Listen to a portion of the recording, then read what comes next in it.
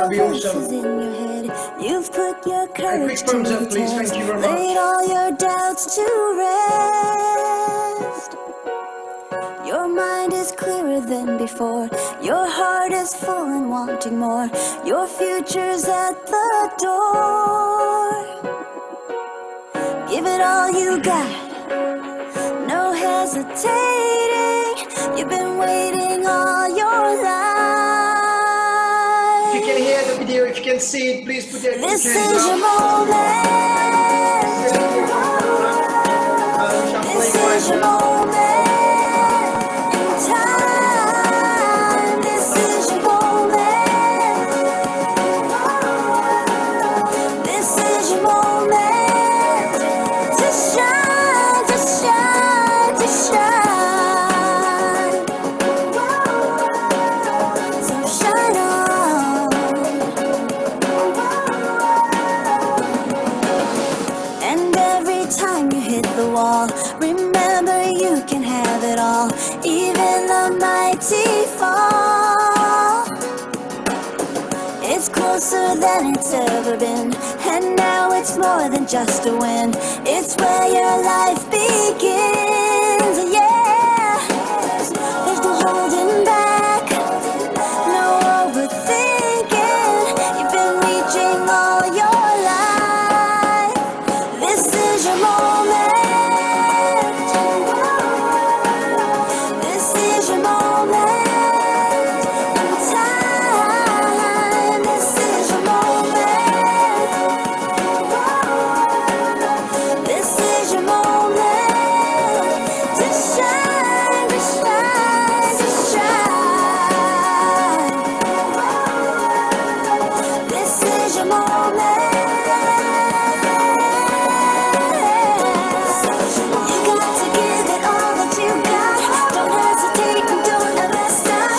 You've spent a lifetime waiting for this day. This is your moment. Now's not the time for you to hold back. Don't overthink, it's time to react. The moment has come, don't let it slip away, away, away. It's closer than it's ever been, and now it's more than just a win. It's where your life begins.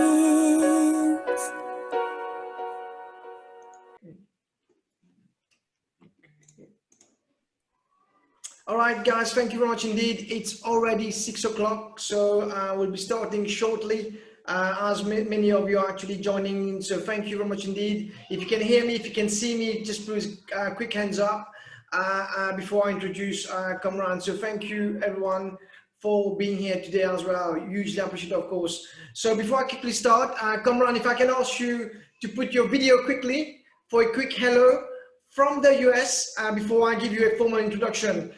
Can we please big round of applause for Kamran from Houston, Texas, or Texas, Houston. It's an honor to have you, Kamran. So a quick hello before I give you a formal introduction. Thank you very much. Thank you very much, Anil. Thanks a lot for inviting me to be part of your community and present. And thanks everyone, all of you who have registered for this session and are attending. I really thank you. All right, Kamran. So if I can ask you to quickly switch your video off, I'll do a quick introduction and then we get starting. So thank you, Kamran. And I'm just gonna share my screen before we kick off our slides. So just bear with me, everyone, as I share my screen with everybody. Okay. Go.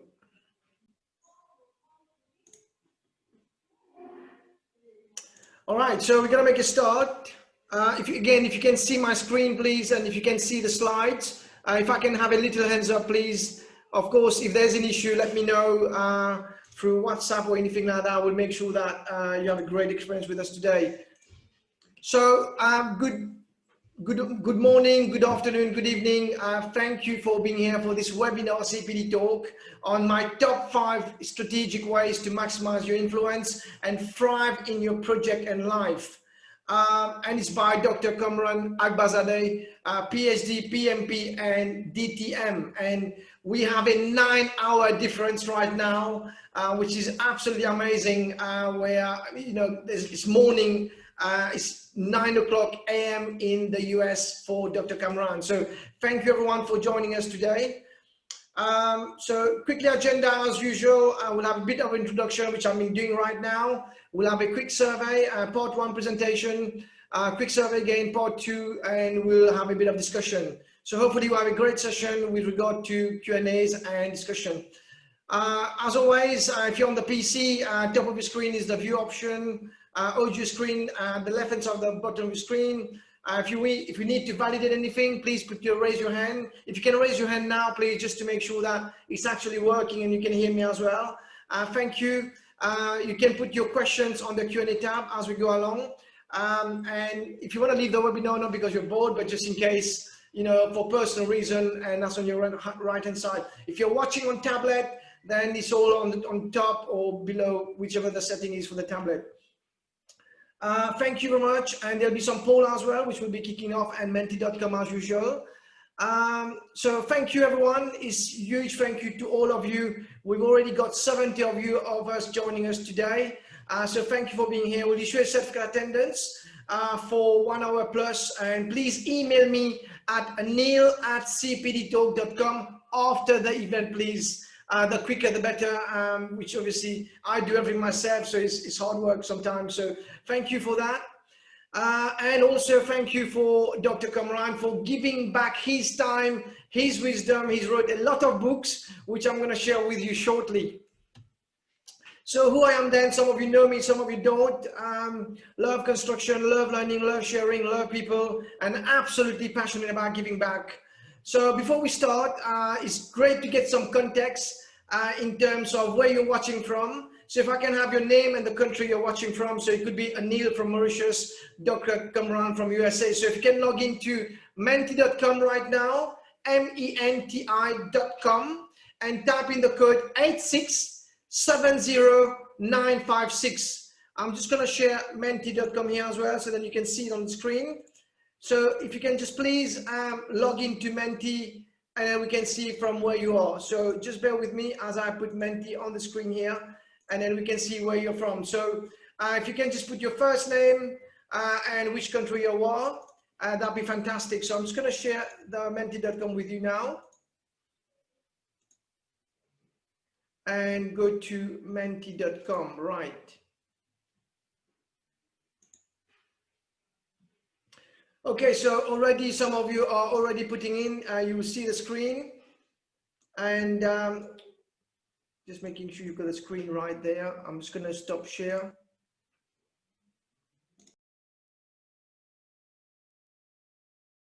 You've lost me a little bit. I'm just going to try to do Zoom again. So just bear with me as I share that with you. And if you can see it already, some of you are already putting in. So yeah, so you can see already now. And I'm just going to make sure I present that properly. So thank you, Dr. Kamran. You can see probably the different continent people are watching from today. We have Niraj from Mauritius, Fatima from Mauritius, lots of colleagues from Mauritius, of course. We have colleague from Malaysia, USA, and yeah, so India as well. So please keep putting all the comments in. We've got 81 of you right now. Please, please, please take your time. Got 30 seconds left. It's just to put some context for Dr. Kamran, where you're watching from. So lots of colleagues from Mauritius, of course, Malaysia, USA, Mr. Vikram Jita as well from FLAC. We've got Dovi from Philippines. Thank you, Dovi, for being here. Thank you from people from Malaysia, India, Mauritius, and USA, of course, Dr. Kamran. So please, please, please, I've got about 20 seconds left. If you can log into menti.com, 8670956. Shreyesh, hi. Please, please, please put your comment in from where you are. It'd be great to see where you're from. Okay, so we'll start. We've got Freedom from South Africa. Great to see you, Freedom. And Canada as well. We've got Canada. So yeah, great participant today. So Pooja from Canada, hi. So I'm just gonna stop sharing, and I think we've got people from different sides of the planet today. So thank you for being here, everyone. Hugely appreciate, of course, and lots of colleagues from Mauritius. That's what we do it for. So thank you. So I'm just going to stop share and then go back to the slide and do a small introduction before we finally get to Dr. Kamran. So thank you, everyone. And let me just put my video on. Thank you very much. So I want to just share quick books, and I think we will talk about that later as well. If you can see my screen and if you can see my video, please put some thank you. I can see you raising, so fantastic. So this is a book from two books which I've been reading for Dr. Kamran, Leadership Soup and Get What You Want. The book are fantastic, easy to read, simple, but so much wisdom and nuggets. So you can take a quick screenshot of it if you want. And I'm going to share a few quotes before I introduce Dr. Kamran. While reading the first book, which was the Get What You Want, there was some great, quotes and statements. And one of those was the first one where Dr. Kamran says in his book, The True North, Bill George gives a good definition of what authentic leadership is. He says, the authentic leader brings people together around a shared purpose and empowers them to step up and lead authentically in order to create value for all stakeholders. And Dr. Kamran says the definition of authentic leadership is similar. Authentic leadership is about being true to self, acting with passion and integrity, having respect and love for others, and inspiring people to move toward achieving a great vision with hope and faith. What is your definition? So fantastic one. The next one is your leadership is based on your life story. Another great quote. I'm not going to read all of it, but just that one there where he says, when you build your leadership based on your signature story, you inspire many of your influence will increase. Next one, he talked about integrity. Many of us are in the construction industry. We are affiliated to professional institution in industry. And Dr. Kamran here talk about you have to have integrity. And what does that mean? Integrity is the key in authentic leaders' lifestyle. Without integrity, a leader cannot be authentic. Integrity has three aspects. The first aspect is that you do not leave the task that you started and finish. You complete the incomplete and move forward. The second aspect is that your thoughts, words, and deeds are one and the same. In other words, what you think is what you say, and what you say is what you do. And finally, I love that one. The third aspect of integrity is that you're the same person at home and at work. You're the same human being wherever you go and whatever you do. And finally, the last quote on that book. There's many quotes. I've highlighted the entire book. And this one is about believing in yourself, which we're doing today. If you work with people and for people, they will do wonders for you, especially in tough times. Fantastic quotes. So, and finally, this quote here, I'm not going to read again, but Dr. Kamran talked about faith in Get What You Want book, a fantastic book, which again, he will talk at the end how to get the books and things. But he talked about, I love this quote by an anonymous writer, sorrow look back, worry look around, and faith look up. When you have faith, you never look back to remind yourself of the trauma of your life in the past. You never look around to invite fears, doubt, and worries into your life. You always look up for the sign and gain courage to move forward and do wonders. As Marcus Tullius Cicero observed, a man of courage is also full of faith. So to me, this is great. And then at the end here, it goes on to say, with faith, you can move mountain, even if you have only a shovel in your hand. Again, extremely poignant. Before I introduce Dr. Kamran formally, I wanted to share this video with you. That's what we made of. I don't know if you've seen it. So let me share that with you. And then we introduce Dr. Kamran. So hopefully Dr. Kamran as well will enjoy that. So just give me 1 minute. Again, if you can see the video as well, and if you can hear the sound, please let me know. So hopefully with all the logistics, we can play that one, right? There we go. Okay, I think we're on. And if you can hear the sound and everything else, please let me know. There we go. I've had my ups and downs, my fair share of bumpy roads and heavy winds. That's what made me what I am today. Now I stand here before you. What you see is a body crafted to perfection, a pair of legs engineered to defy the laws of physics, and a mindset to master the most epic of splits.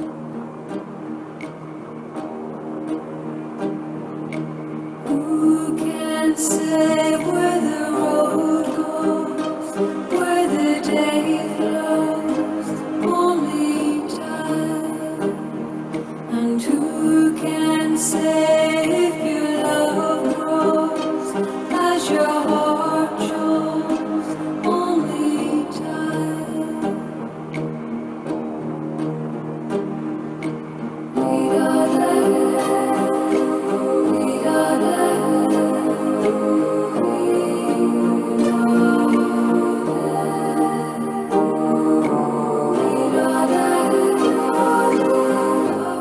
Okay, so of course, don't try that at home. And finally, I'm just going to introduce Dr. Kamran. Okay, right.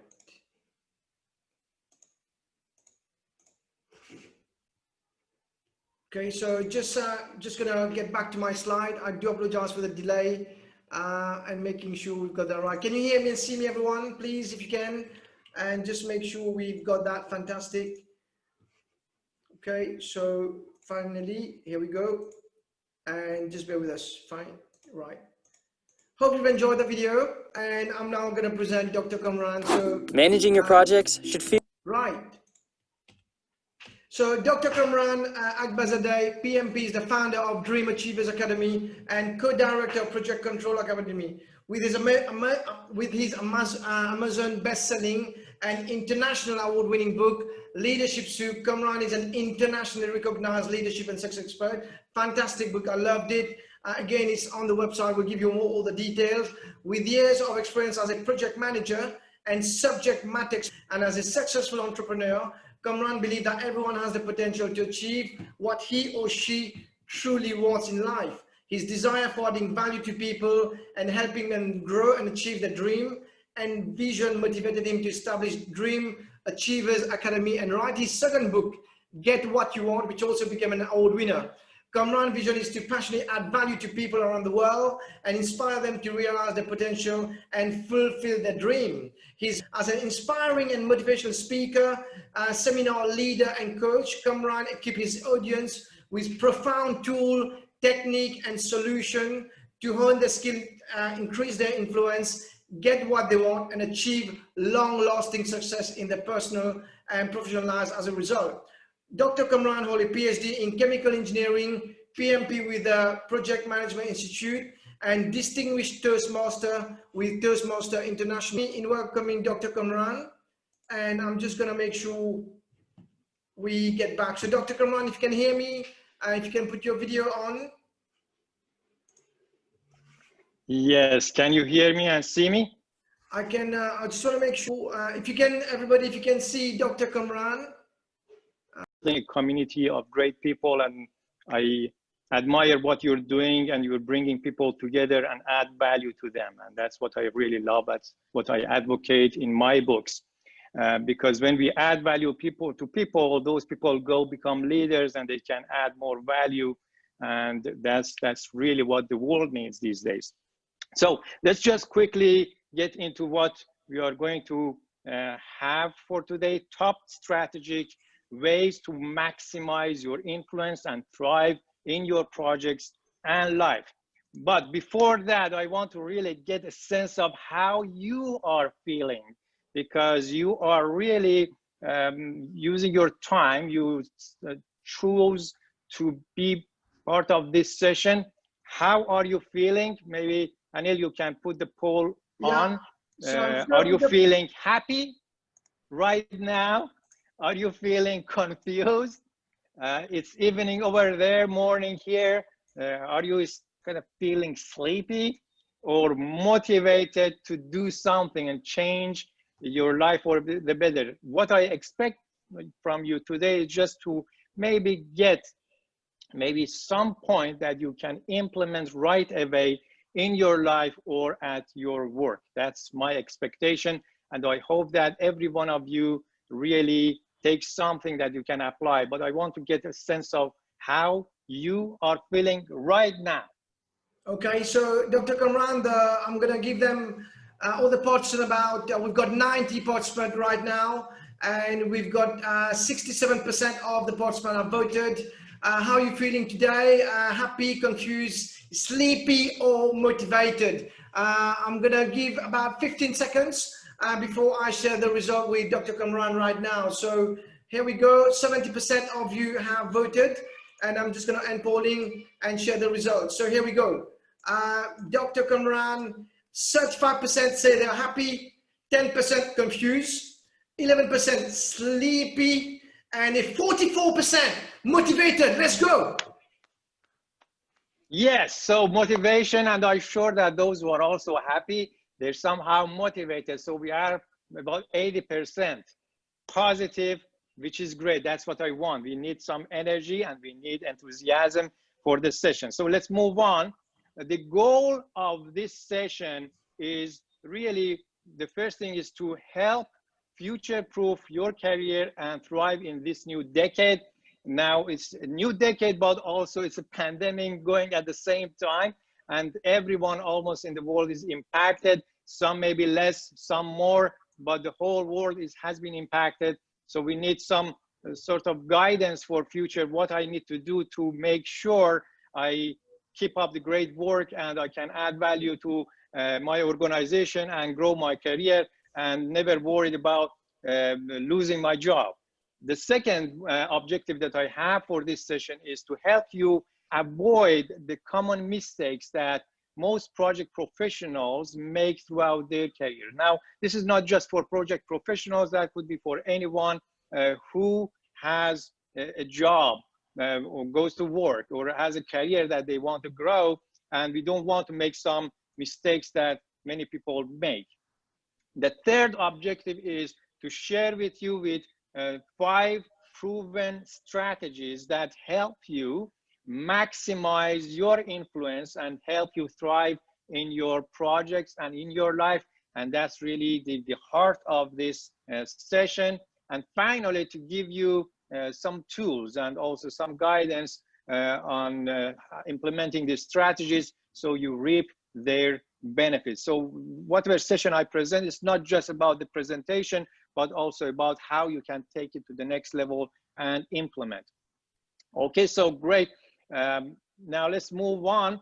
I want you to stay till the end because I want to share with you how you can get free access to my new program, Achievers Inner Circle, and how you can get a copy of my book, Get What You Want, which is the latest book. And thanks, Anil, for sharing some of the quotes from both books. I appreciate that. So you will see how you can get access to the book for free as well as to the membership side.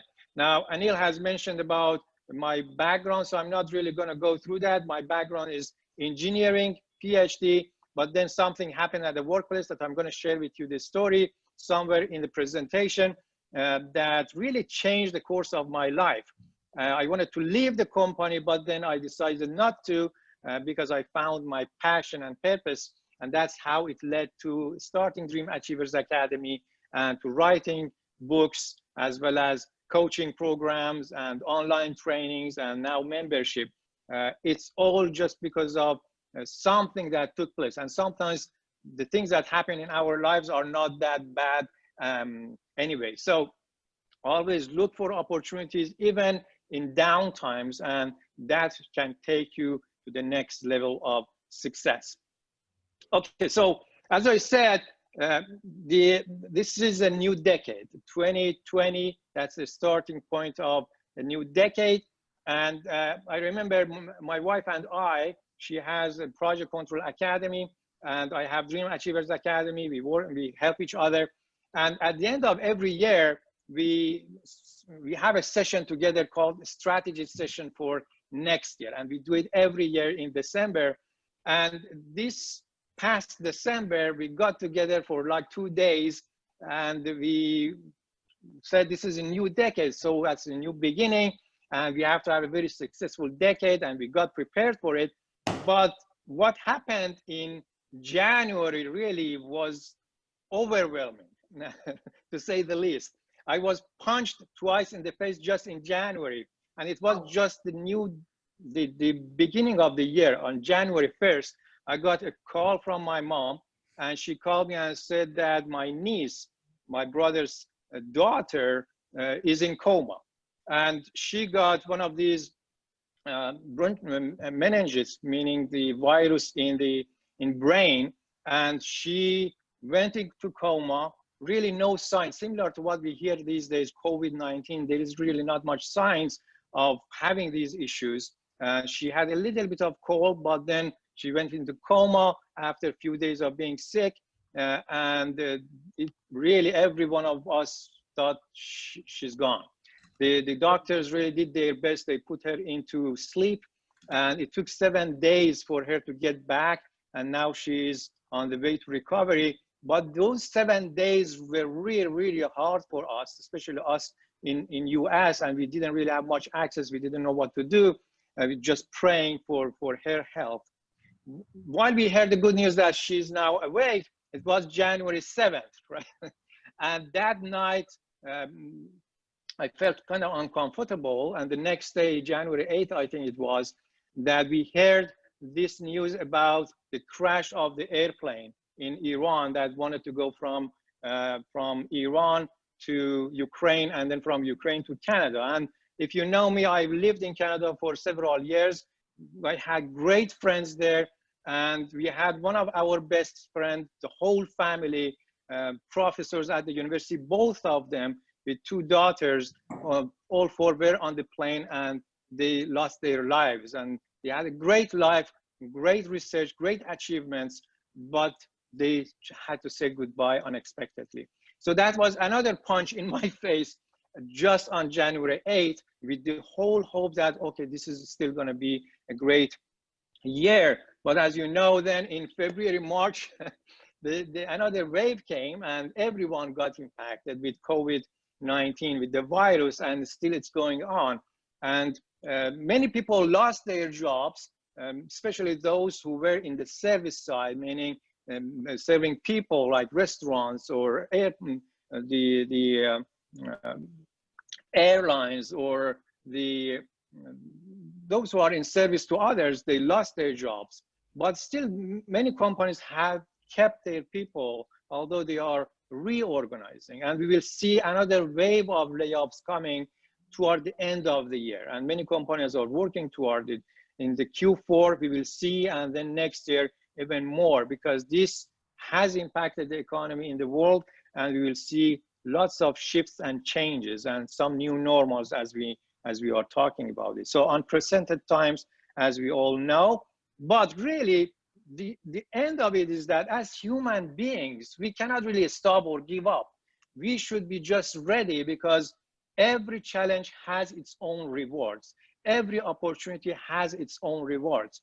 And therefore, no matter what's going on, we have to just be resilient, and we have to bounce back even if we fall down. And that's why I want you to tell yourself that I am ready, no matter what. As my wife and I said, no matter what has happened so far, we are ready to rock this year and the whole decade. We still have a lot for the whole decade, and we can make it our best. So if you are ready, put it in the chat box. I am ready. Okay, guys, if you're ready, obviously let's participate a bit. Say you're ready. I mean, already I'm feeling motivated. If you can use the chat box and say you're ready. But I think what I want to do as well, Kamran, I want to just share a poll with the participant, which I wanted to put in first, and for you to have a quick breather. So let me just share the poll with everybody. If you can see it, how many of you are looking forward to influence and thrive in your project and life? So if you can just, again, at the back of what just Kamran just said, how many of you are looking forward to influence and thrive? I don't know, can you see the poll, by the way, Kamran? Yes, yes.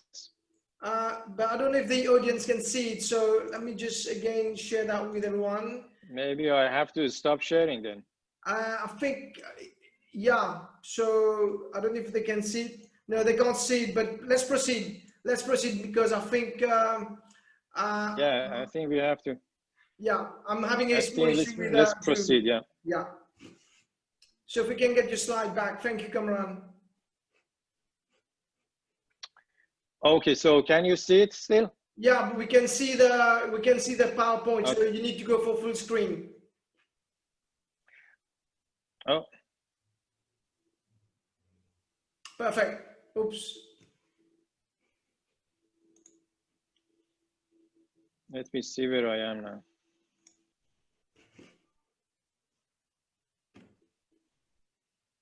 Okay. Yeah, and then Now what about now? Yeah, we can see it, and then just go for full screen. It's full screen now. Perfect. Okay, so a little pause there. So now, when I go back to last decade and try to remember what happened back in 2010-11 at the beginning of the last decade, I really remember I was hearing a lot about Vision 22 from the company that I was working at. It was big oil and gas service company, and the CEO had just changed, and he had this big vision for 2020, although it was the beginning of the decade. So we were hearing a lot, and then we know that every few years we have these recessions and things happen, but this CEO had kept the vision 2020, no matter what. And you could see that if you could tune into that vision, you could be successful. If you just do not care, you will be left behind. So we heard a lot about Vision 2020. If you are working, you know that companies always have this sort of 5 years, 10 years visions. They share it with their employees. Some take it, some do not care much. And we see that those who are really successful, they take it and try to find ways in order to work with the company and grow in there. Now, in 2013, 12, 13, I could kind of sense something's changing just because of this vision and because of the some economic situation that had happened at that time. And I could sense that in the branch that I was working at in Canada, Edmonton, Alberta, something could happen. And I was at Schlumberger for this oil and gas company, Schlumberger. I was for 9 years, almost 9 years at that time. And I said, I have to do something. I could stay there and then see what happens, but I had a bigger purpose. I wanted to really at some point move to United States. And so to be aligned with my purpose, I said, okay, either I can move in the same company and go to Houston or United States, or I can find something that is more aligned with my purpose.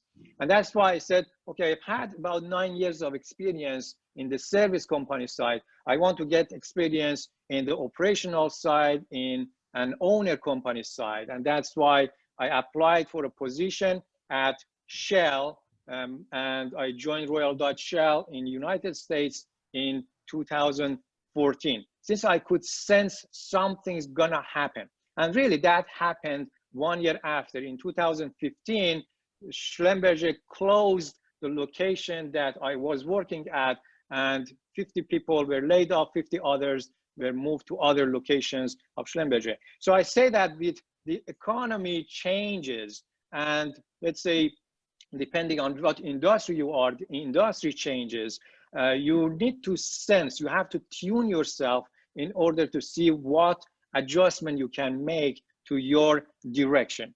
And now that we have this new decade, really, we have to also be ready for that, no matter what's going on around us and in the world. Because at the end of the day, it's really not about the company, it's not about others, it's all about us and how we deal with these things and how we take responsibility and lead our own life. That's the message I want to convey. And Leadership Soup is all about that. How you can lead your life, you can lead your career, you can lead your organization, even if your organization is just your family. So now this is a new decade, and we are seeing already some trends in this new decade. And I want to share with you these 5 trends quickly. The first trend that we have been seeing for the last few years is open innovation.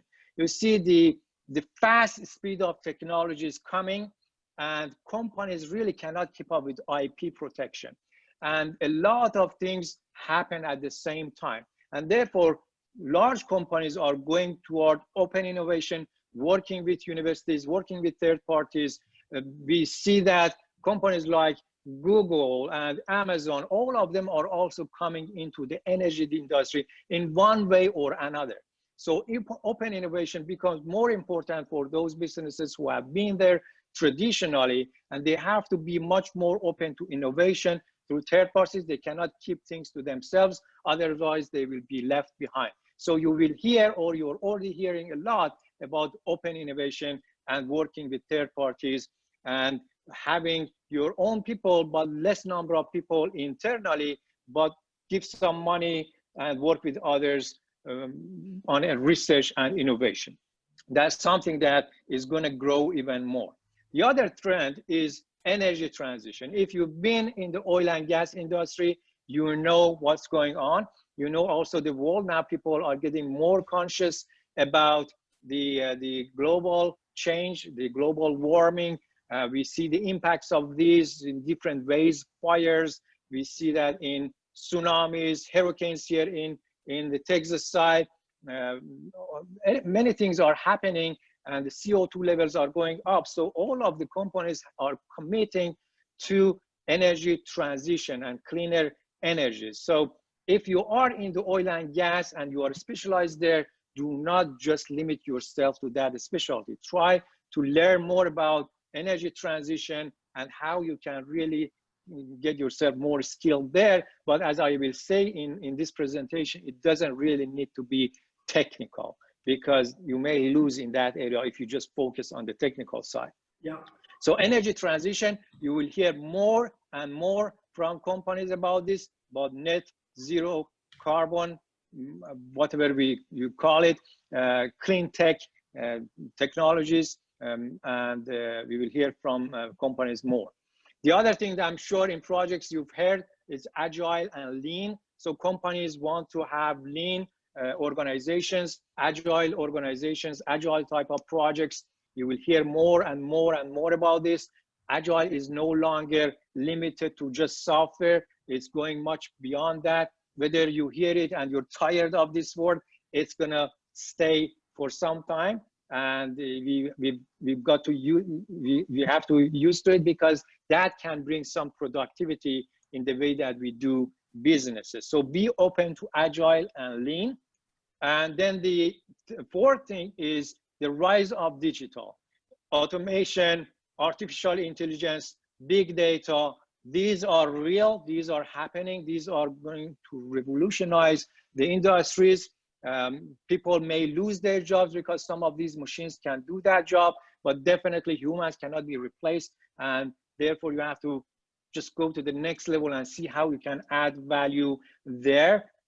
And you can bring more innovation into this area. So rise of digital, it's digital age, and you have to be ready for that. Study about this, attend seminars, webinars on AI, and see how this is applied to your organization, to your projects, especially the future of the industry that you are in. And finally is business survival. This decade is going to be a challenging decade, and the beginning of that is showing it. Lots of competitions, lots of politics involved, and companies are downsizing because they want to survive.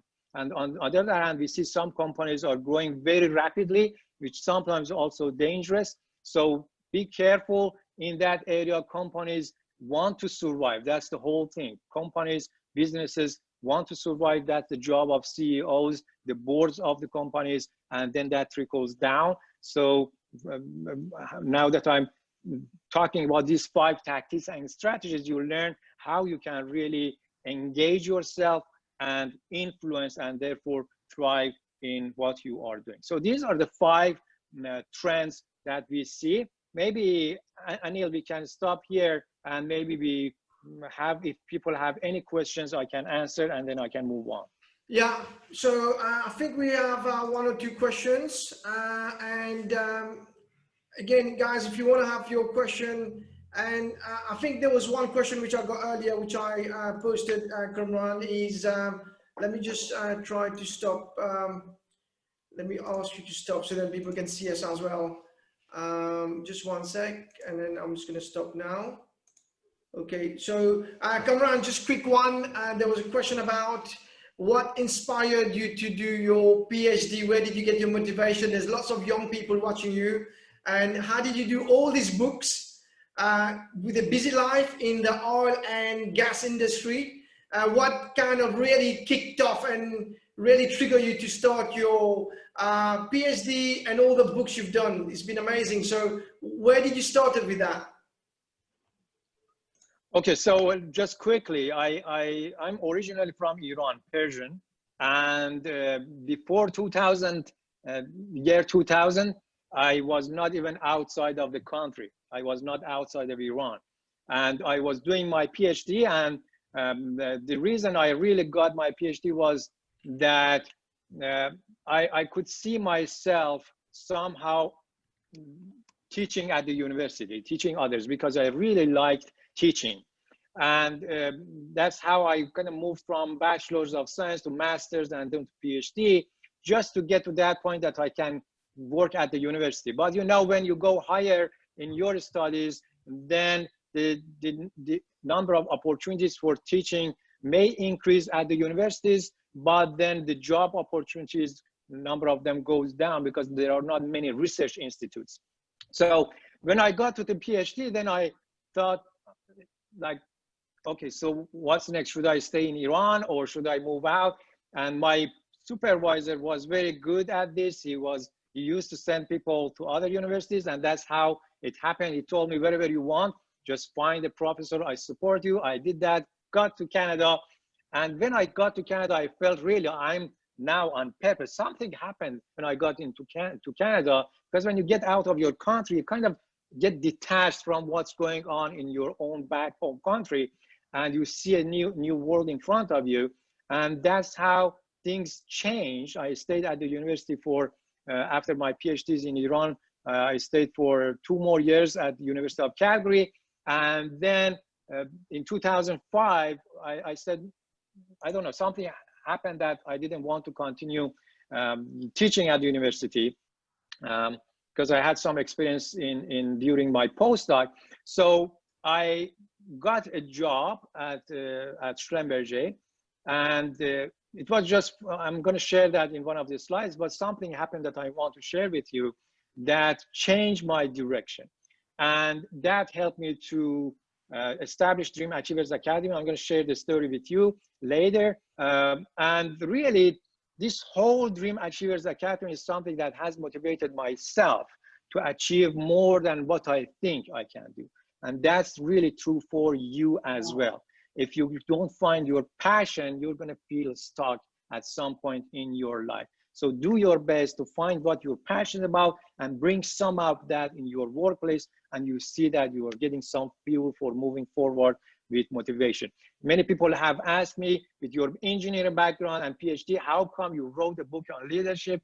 And that's the topic of what I want to talk in one of the points that I want to make today. Fantastic. Okay, so maybe we can move on. I've got 2 more questions for you. One is from Conakry, Guinea in Africa, from Vince. What has been your biggest challenge in pursuing your achievement? So what has been the biggest obstacle, challenge, or any barrier in your life to get to where you have to? I mean, writing books, thinking about it myself, is hard work. Yeah. So I think at the beginning, one of the biggest challenges for me was that confidence, meaning the challenge that English is your second language, you are in another country, and you have this whole vision in mind that, yes, I can do this, but at the same time, you don't have that much of confidence to start. And therefore, you start to delay and procrastinate on what you have to do. So that was the biggest barrier. But when you break it, when you have that faith, no, I'm going to trust the voice within me, then you're going to do wonders. And it seems that like now you get momentum, and the universe is going to help you because you are on the right track. And when you are on the right track, you see help. And your point about writing a book, Leadership Soup is 280 pages. And I started writing it in 2009 when I decided with encouragement of some of the people in Toastmasters, I said, I'm going to start writing no matter what. And no matter how good my English is or how good I write. I don't call myself a professional author at all, but I said, this is in me. I believe everyone has a book in their heart, in their head. So just put it on the paper and it comes. Every morning, when I say every morning, before going to work, from 9 or 8 to 5, every morning, I created this habit of writing. Some days I may write just one sentence or one paragraph. Other days, maybe I write 2 pages, but I was just open to it. And sometimes you feel you are downloading some of these things that you see in Leadership Soup or Get What You Want. I haven't really accomplished myself yet. I talk about them because these are the things that really, if you want to become an authentic leader, you have to do. But that doesn't mean that I am practicing or I'm doing all of them. This is sometimes just you download things, you write it, and then when you read it, did I write this one? So these things happen when you start writing. And that's why I encourage everyone to really, if you think you have a message to share with the world, you have a story to share, as I had mentioned, and you read it, Anil. Everyone has a signature story. If you think you have something to share, do it. Write about it. Have a blog post on social media. Just share your thoughts. And you see that the right people that are waiting for your message are going to join you. Dr. Kamran, I've got 2 more questions for you. One is coming from my WhatsApp. There's a question from someone, and the person says, I'm 29 years old. I have to start my life again because of different events in life. So I'm starting again. Yeah. How is it too late, or is it just a start? At 29, what's the message to that person if they want to get back on it and then start again? Yeah, no, I mean, this is a great question and great year. I mean, great age. Never say it's either too early or too late. Never say that. Why? Because many times, this is the ego place. Many times when we fail, this is part of life, part of the process we are going through. I have failed. Anil, you have failed. Everyone has failed, has had setbacks in life or career somehow, in one way or another, because we are all here to grow, right? So when you are hit by something and you just fall and you fail and you have to restart, never say it's too late or too early to start something else. No, because if you do that, this is the game of ego. Ego wants to prevent you, or the doubter side of you wants to prevent you from failing again. But the dream side of you just pushing you. No, this was required. You have to just move forward. Wherever you are in your life right now, that's the perfect place for you. And start from there. You have built a great maybe foundation. You have learned a lot. Use those. And if you say it's too early or too late, you're going to create a gap. Right now, you may say it's too early for something new or too late for continuing what I was doing. No, start it. If you do, if you don't, you're going to regret it, because later you may say, oh no, it's too late or it's too early now. So you create a gap, and this gap is what will frustrate you. So start, maybe you do something different, you do the same thing, but now you have learned and you're going to grow as a result of that. And if you need any help, you can just join the membership I share with you, because every month I go live, coach people, help them directly, and I can help you as well. Awesome. And I'm going to send all your details later on that. And then final question, I know you want to get on the slides. I've got one more questions on how to determine that you need to move a job to another. So when is the time, when is the moment when you feel like, look, it's time to move now, I can't continue in my job? So when is that moment of like, okay, time to move? Quickly, your thoughts on that, Kamran. Yeah, I think the job is something that you have to just tune. I say this reflection on life is critical. Now, for your career, every quarter, sit down for half an hour and write down the accomplishments you've had, and write down what you really want to achieve next. and then see if it matches. If it matches and your heart really feels good about it, because our intuition always helps. If you feel good about it, continue. If not, you have to change. And that came for me in 2013. As I said, I felt that this is not right anymore and I have to change. But why I started my own business as well as still working industry, because I still feel that this is something that I can add value on both sides, and I'm still accomplishing a lot on both sides. So it's just up to you. Reflect back without being attached to whatever has happened, and then look forward, see what you want to achieve, and then see if you are still on the right track. Okay, Kamran, Dr. Kamran, got Every one more quarter, question. check yourself. One more question before you can go on. So you talk about new normal is at the workplace. Does the new normal affect productivity, stroke, does the new normal is affecting the way we're living in terms of stress and motivation and motivate people? We've all been working from home for the past 3 months, not now, but in like April, May, June. It was extremely difficult to motivate people. What's your thought on that? Yeah, I think it's up to people, right? So we create our lives based on the choices that we make every second, every minute, every day. So if you just choose the side of just being passive and then being affected by what's going on, definitely you're going to get stuck. If you have the choices that, no, this is a new norm and I'm going to adapt to it, you will see good changes. And really, believe me, for me and my wife, things have been better overall for our business. And even at the workplace, I feel more productive, even working from home. Don't know why, but we save a lot in commute.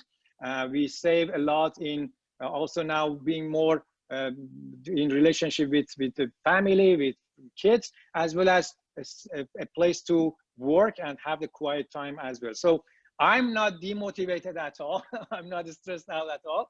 But I hear from others, like colleagues, that it feels like stressful. It depends on your personality and the choices that you make, what to do with your life. So always I say, just refer to your heart and make the right choices. And Dr. Kamran, if it wasn't for COVID-19, I would never have met you. We would never be talking on Zoom. So whoever wrote the question, this is what it's all about, and we need to keep innovating. So thank you, Dr. Kamran. You can continue with the presentation. So yeah, please share your slide. Thank you, Dr. Kamran, for all these as we move on So to let me see now let me see if I can now go back to my slides. Yeah, so I don't know why it seems that don't you have the option? Something's not working. Okay, just one sec. That's the beauty of IT sometimes. So let me just make sure. Yeah, I don't know why my... Right, let me just share with you. Let me just do a quick share, and then we'll see if you can screen, right? Okay, try now.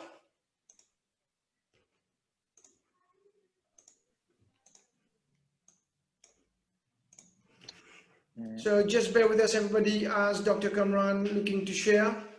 Yeah, it's better not to...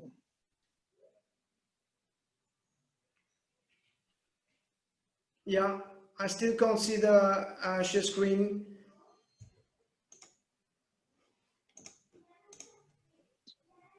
No, I don't know what's going on with my computer right now. It's no problem. Do you want to just replug? It's no problem. I've got...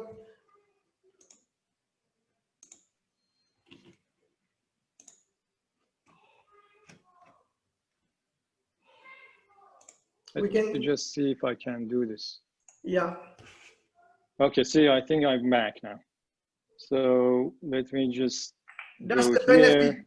That's the benefit of having Apple, everybody. Yeah, so let's not leave the screen share, please, because yeah, I think it's causing me some issues here. Yeah, so we've got your slide back. Yeah, we can see it now. Fantastic. And then if you can go full screen, and we are back on. It's just taking a bit of time to buffer back on. So the survey, let me see if the survey works. If not, then we will move on because I had an issue with Zoom earlier. So Let me see if I can share that with everybody. The survey is during seminar. Your employment status. I don't know if you can see that, everybody. Can you see the survey, Kamran? I can see it, so I don't know if others can see Yeah, it. everybody can see it. Yeah, fantastic. So fantastic. We are back on Zoom, proper and nice now. Your employment status, whether you're in a large company, whether you're in a small company, or you have your own business, or you're actively looking for a job, or are you retired? So be good to know colleagues from around the world, what's happening, and colleagues from Mauritius as well. So I'll give you about 30 more seconds. In the meantime, obviously, Dr. Kamran got a quick breather.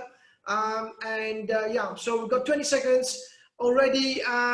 57% of you have voted, and your employment status in terms of large company, whether you work for a small company or you own your business or actively looking for jobs, or are you retired? So I'm looking forward for retirement already, Dr. Kamran, but never mind.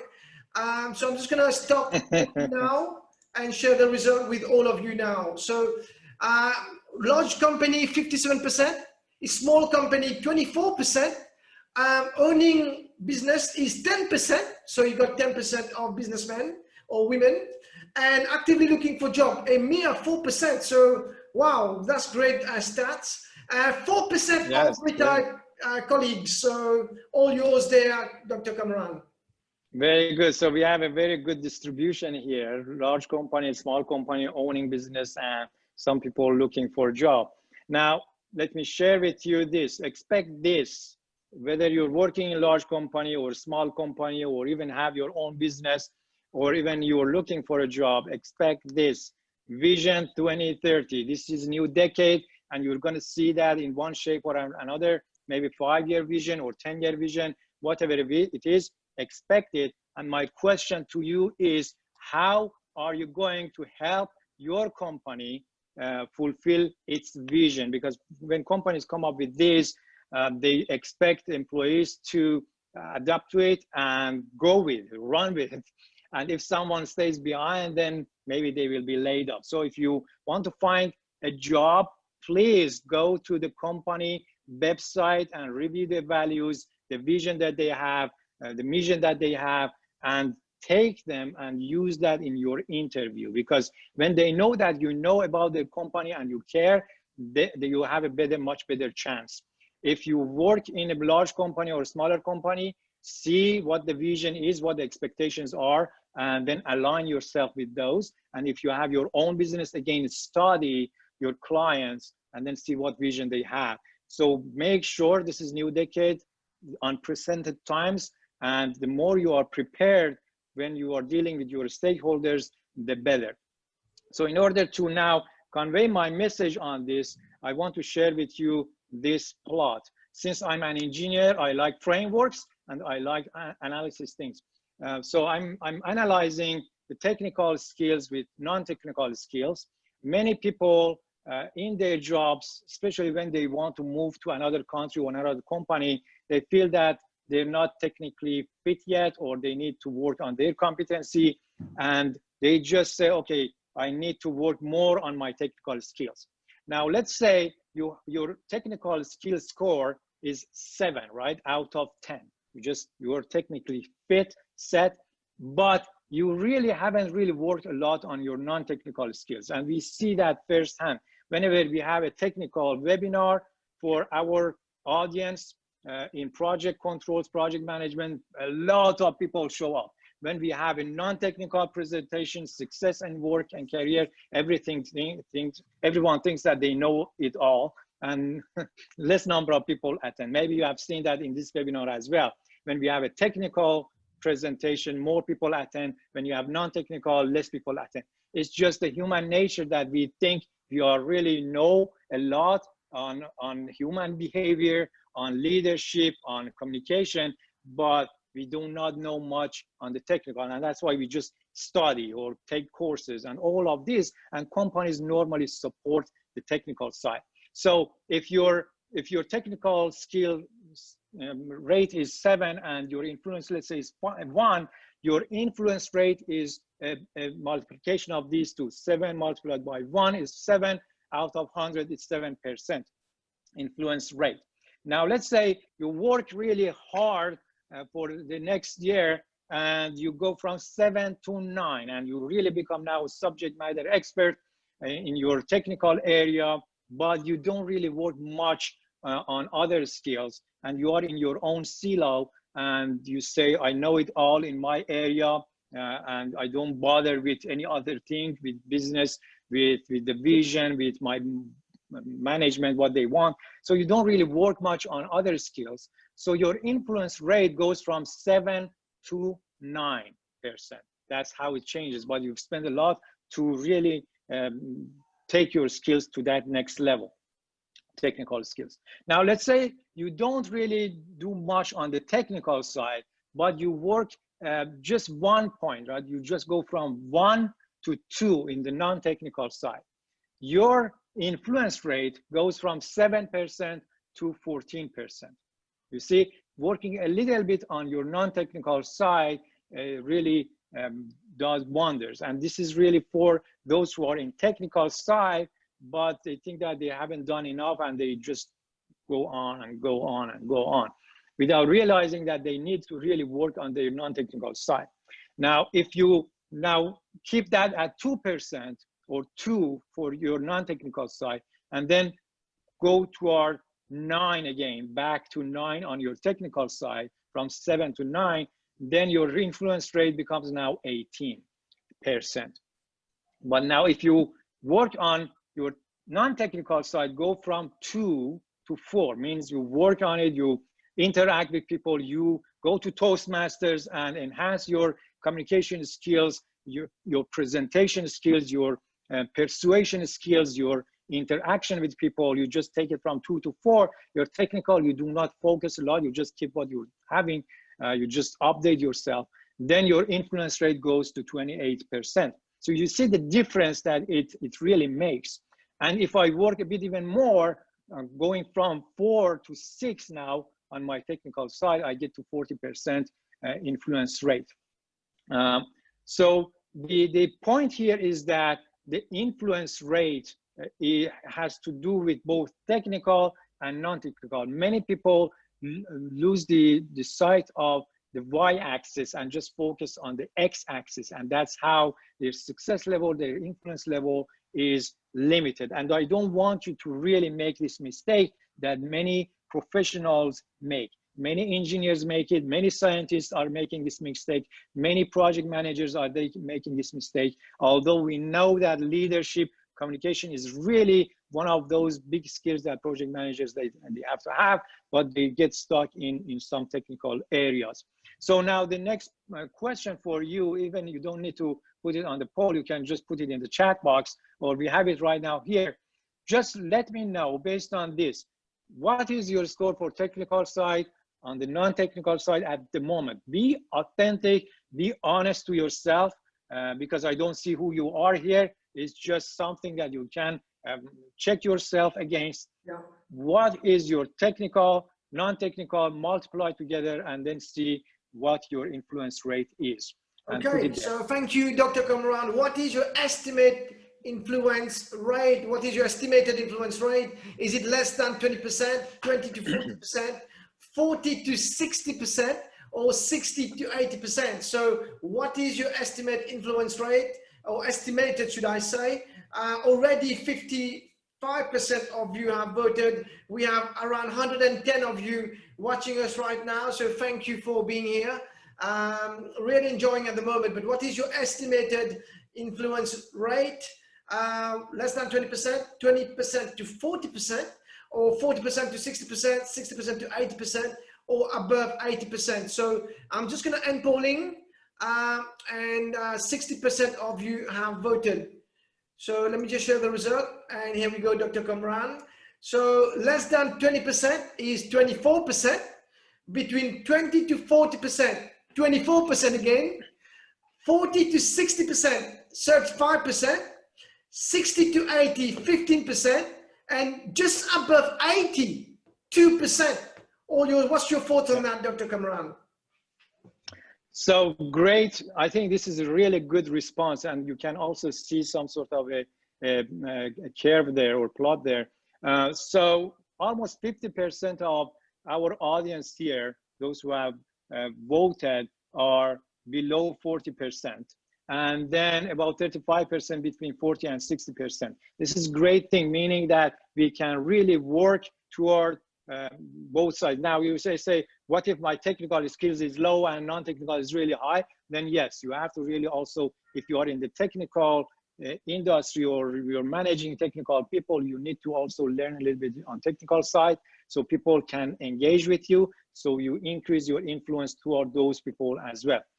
So great insights. Now let me share with you what is the expectation. Aim for about 60%. Getting to above 80% is really is difficult, especially if we've got used to being in the technical side. Now we want to move or create a balance and increase our influence rate. Just aim for 50–60% to start with. And if you are below 20%, you really need to work more on your communication and the leadership side. I'm going to share with you what you need to do. These 5 strategies really help you.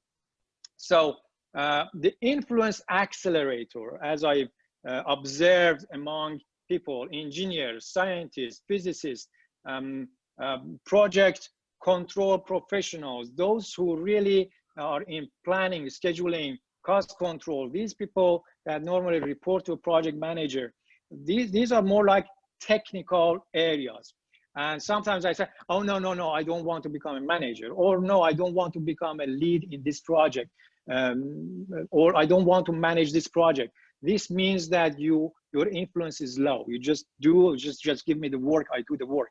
This is not acceptable anymore in the new decade. Companies now check everyone based on the value that they are adding to the company. And if you do not show the value you are adding, you're going to be out sooner or later. Just be careful with this and work on the non-technical sides. That's an influence accelerator, as I call it, because you work on the y-axis and therefore you expand your influence rate. Now, let's talk about the 5 strategic ways. This is the heart of this presentation. We have about 20 minutes, so I keep it short, but I keep it really focused on these areas that you need to work on. Dr. Kamran, just a quick one.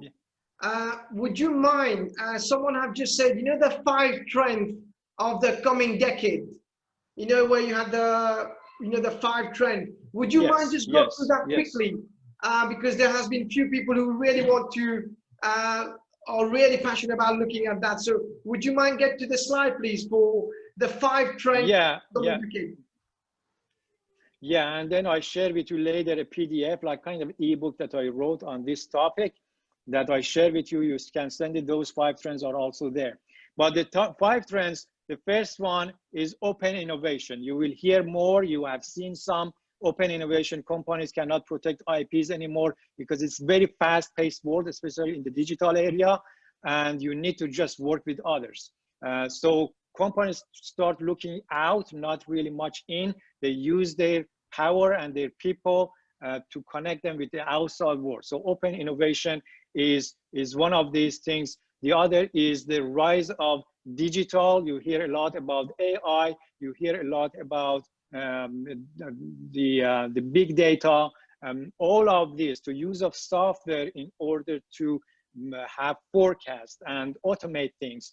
And that impacts the people in the company and the productivity. The third thing is agile and lean. Companies are moving more toward being more agile, faster, more productive, less waste of time, and lean. So leaner organizations, less number of people doing more, and more of the high quality work.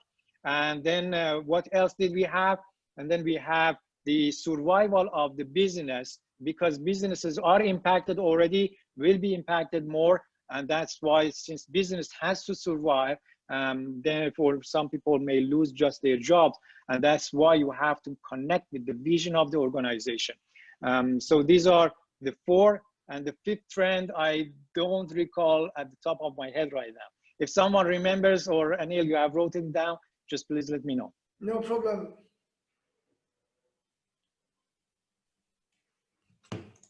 Okay, so I can just go back quickly here. Yeah, I think you can just.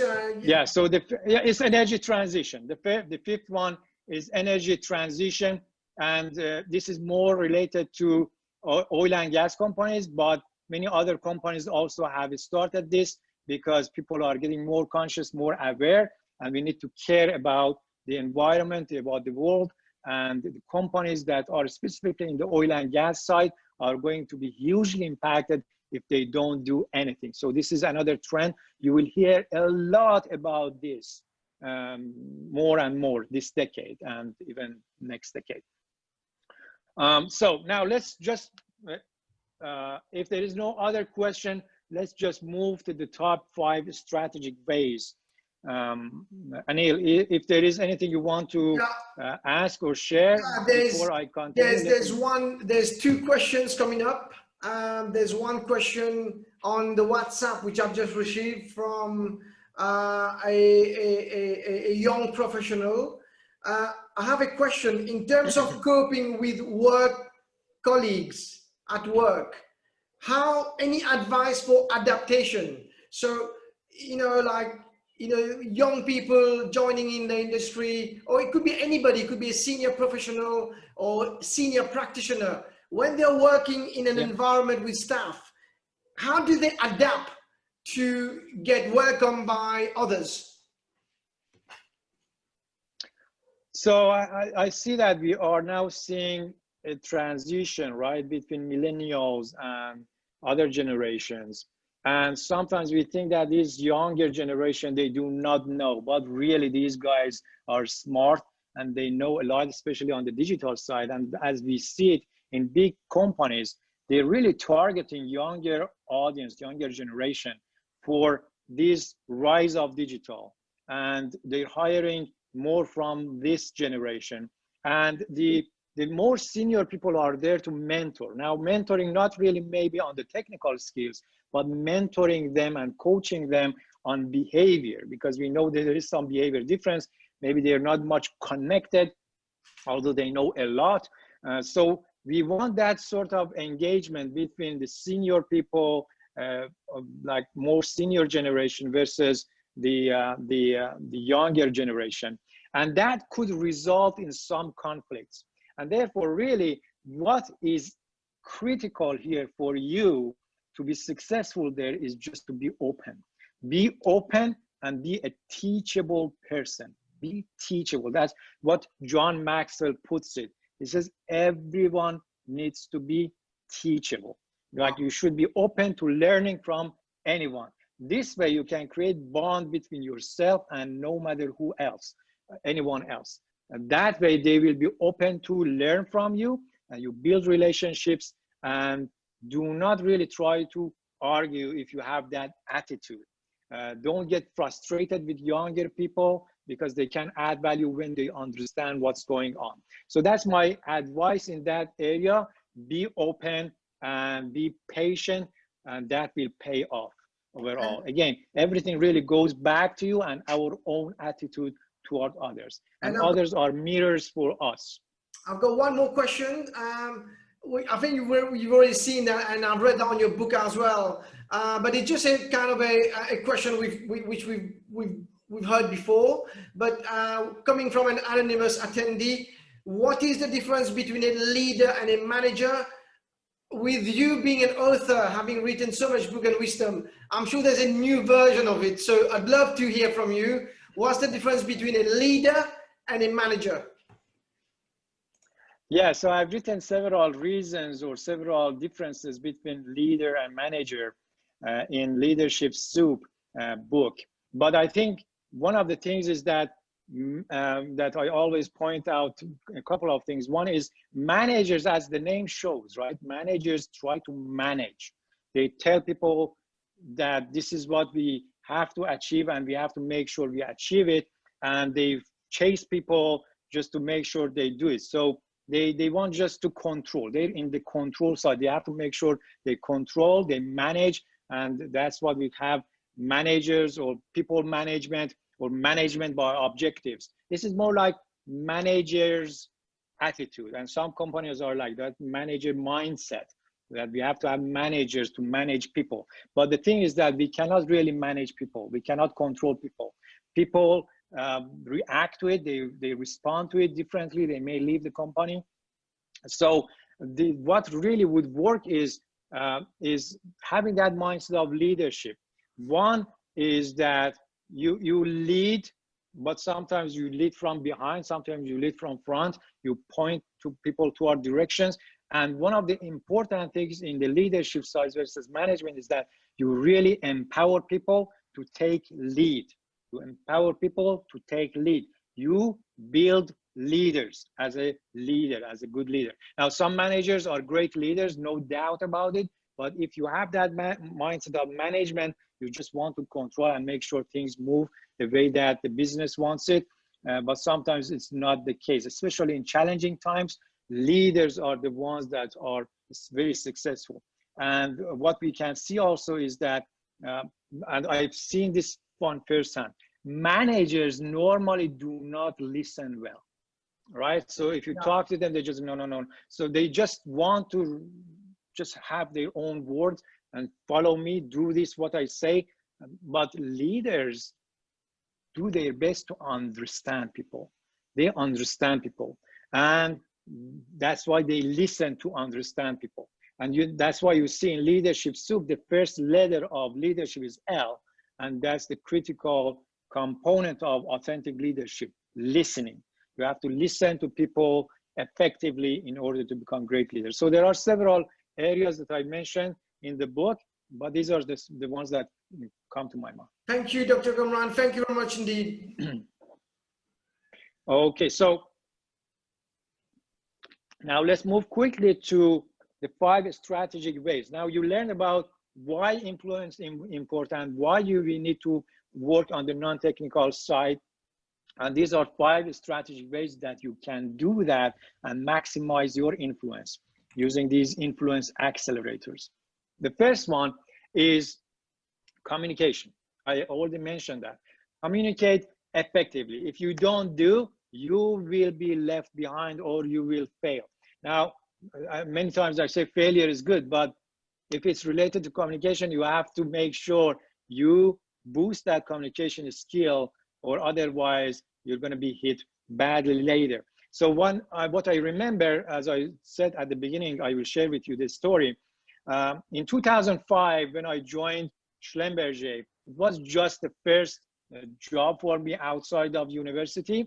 And then I got my first project. I was project manager, PhD, project manager, and my first formal client was Shell. I worked at Shell. So at that time, I had this project.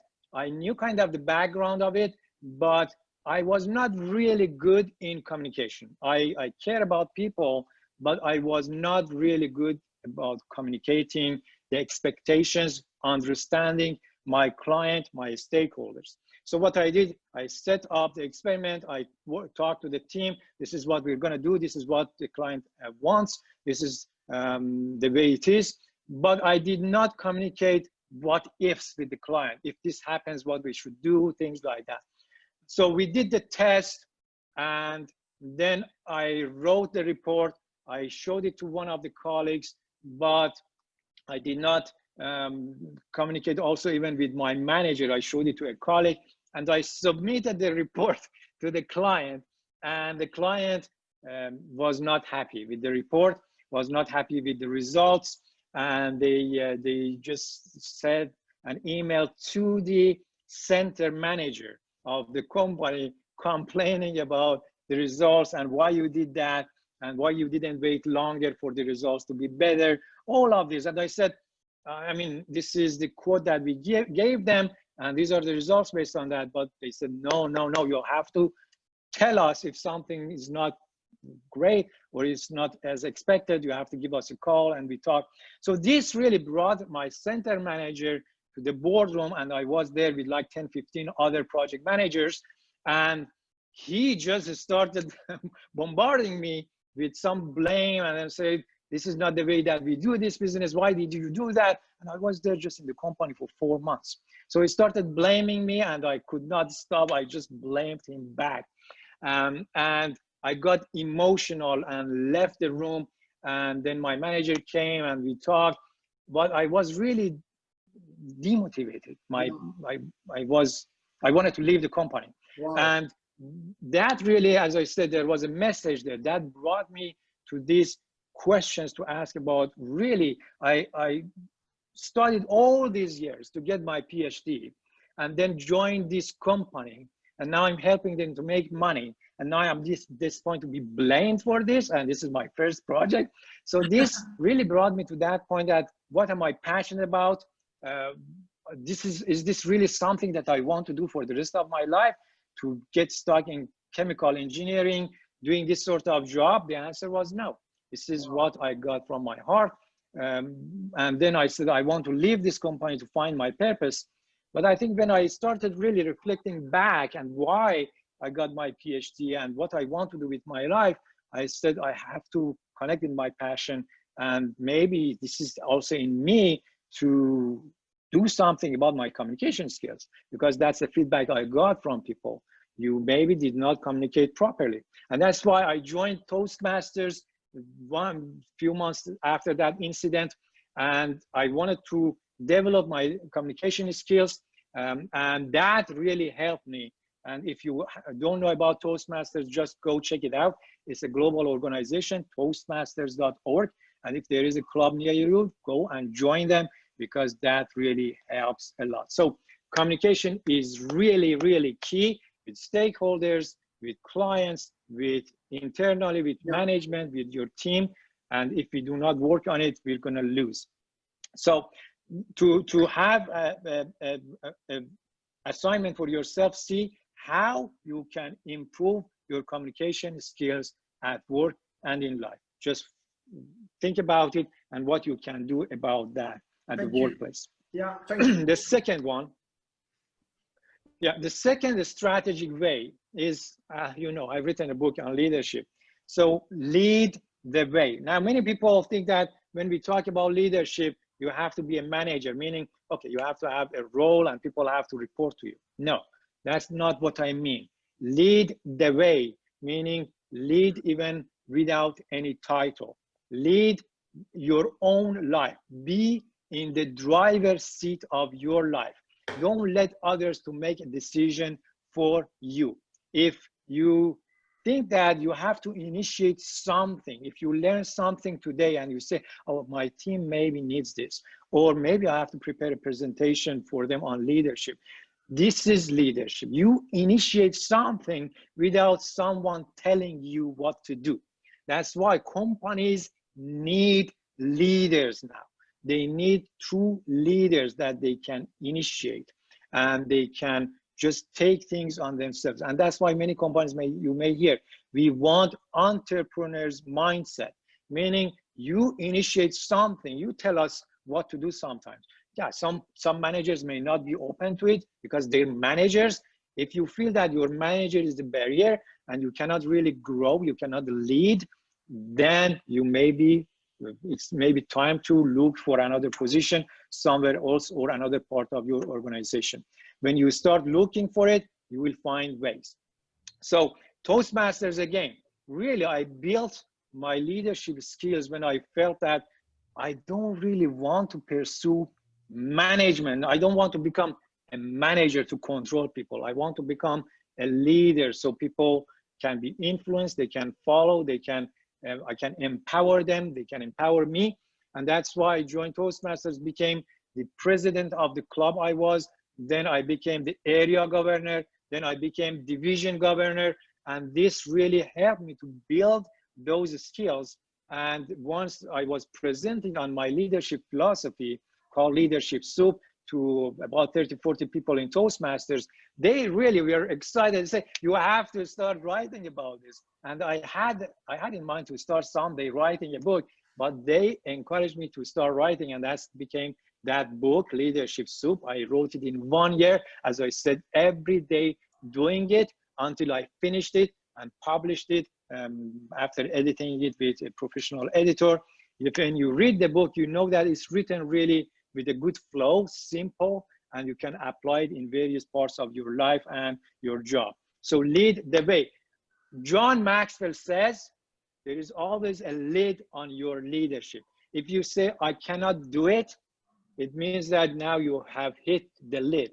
You have to go out of your comfort zone, and you have to be willing to do something new, something bigger, and that's how you expand yourself, and that's how you raise your leadership lid. So lead the way. And I want you to think about what you can do today or the next week to really lead the way in your project, with your stakeholders, in your life.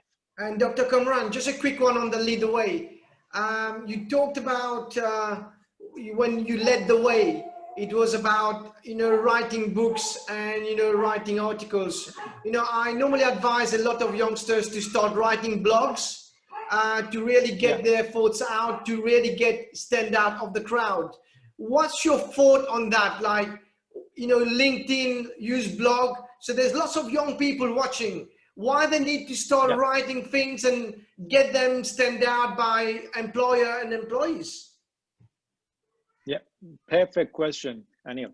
When I go back, when I was writing, I would write them like blog posts, right? So I created a website and I put my posts. And then now these days, really social media is really important to be present there. And when you have an idea about a book, do not just write the book quickly. These days, you put it, like create a structure and then start writing maybe snippets of what you have in mind and put it out there. And people know this is coming from you. So then what happens, what I did later with all of those writings, especially for Get What You Want book, in 2015-16, I said, I want to write my second book, Get What You Want. But then I wanted to know what I have done in the past several years. I went back to my blog posts on my website and noted that I'm almost written the whole book. Wow. I just need to put things together. That's what happened for the second book. The first book, I didn't have much. I was putting it as I was writing it.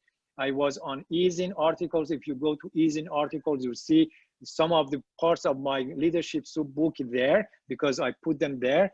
And I noticed that some people are sharing what I was writing, and you will see things happen, and then eventually you put them together and becomes a book. For me, the second book was a combination of the blog posts that I had, and then I added connections, right? I integrated and created chapters, put things together, gave a flow to it, but I finished the whole book in just 2-3 months. Wow. So that's how, or the difference that it makes. Start today. Never say, I'm going to start a book next year.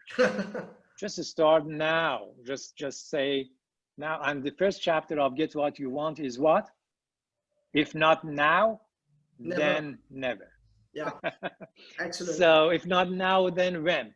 Don't delay. Start now, even if it's small steps, because those small steps take you a long way.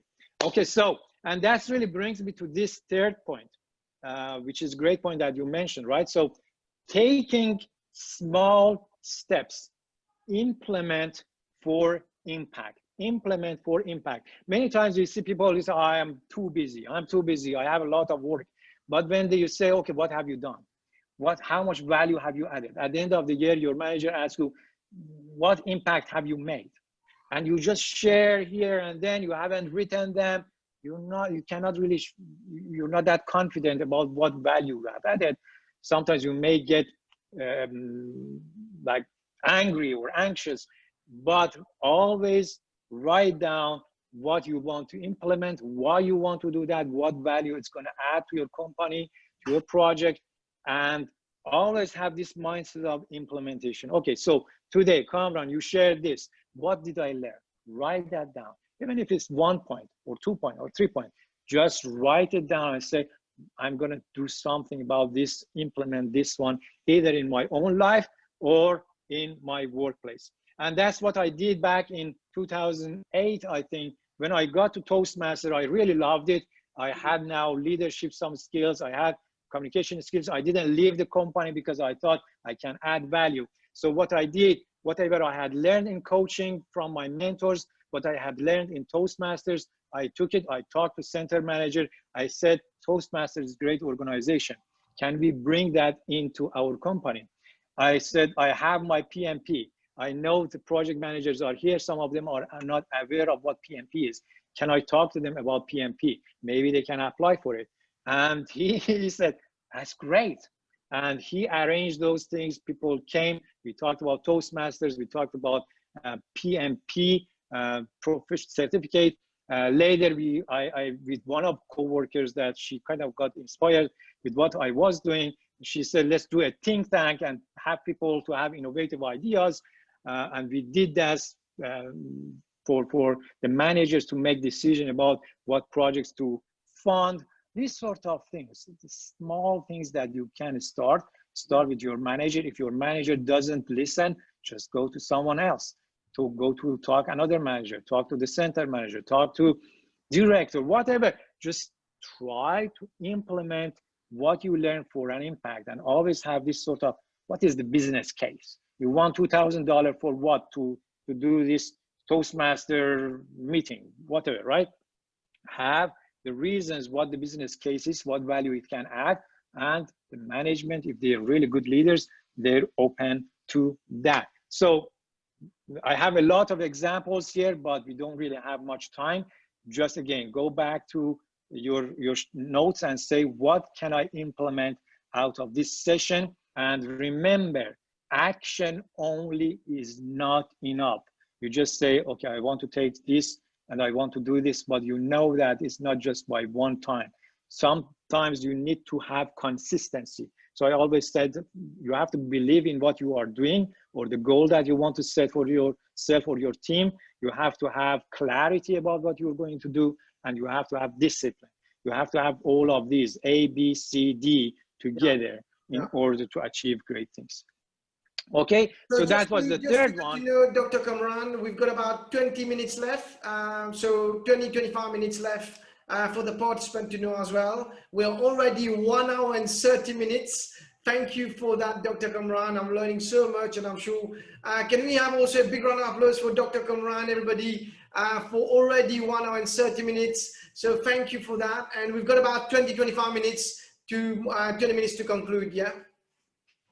Yeah, so I have only 10 minutes to finish this, and then we can open it up. Yeah. So the fourth strategic way is connect authentically.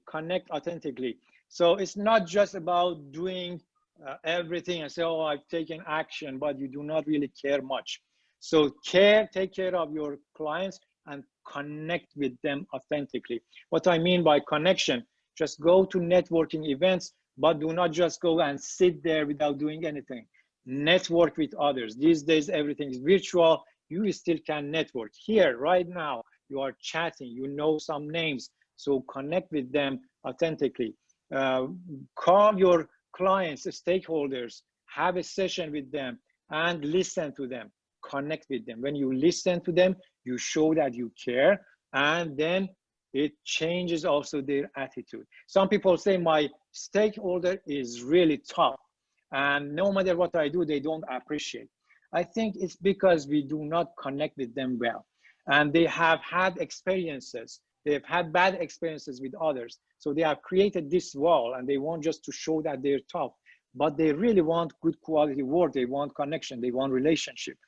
Build that relationship, connect with them.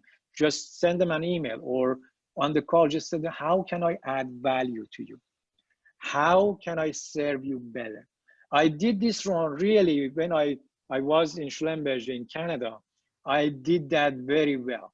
I connected with my clients. We had like large companies like Shell, Chevron, BP, all these large companies that I was taking care of these projects. And whenever they had a project, I just listened very well after that first incident. And I used my skills to know what they're looking for, what is their expectations. And I tried to go even beyond that. And I got that extra mile, go the extra mile.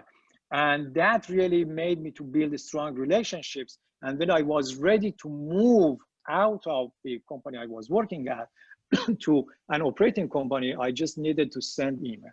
I sent email to 3 companies, these large companies. I got 2 response back, and one of them worked out, and they said that we're going to have a position in 4 months that's related to what you're already doing, and we need that.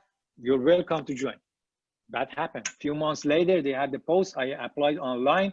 Yeah. I got the call in October. I got the job, and it worked out. So building relationship, connecting with people, understanding what they're looking for, that pays a lot down the road. So go the extra mile and take care of others. And finally, this is really important.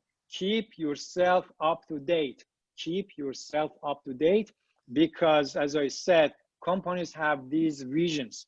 Do not just sit back, relax, and say, it's not going to hit me. This is a tsunami. It may hit not now, but later. Just keep up to date with what the organization is looking for, what trends are coming to your organization, what keywords you hear, and then be ready to get engaged. Keep yourself up to date also on the skill side. Join Toastmasters, learn more about leadership, read books, get a mentor, have a coach, anything that you can do just to bring yourself up to date. Go on LinkedIn, follow Anil, see what he's doing, share, right? Create your post. Don't say that, oh, my privacy, everyone's privacy right now is compromised. So don't worry about that part, because it's the data age, it's the digital age. There is no way, if you want just to create, isolate yourself. You have to just put yourself out there and you get rewarded for that. But be careful. The only thing is just share and give, because the secret to receiving and growing is giving. And that's what I'm doing, adding value, giving back. And that's what Anil is also doing. So these are the 5 strategic ways. If I want to put them together to wrap up, the first one is communicate effectively. The second one is lead the way. The third one is implement for impact. The fourth one is connect authentically. And the fifth one is keep yourself up to date.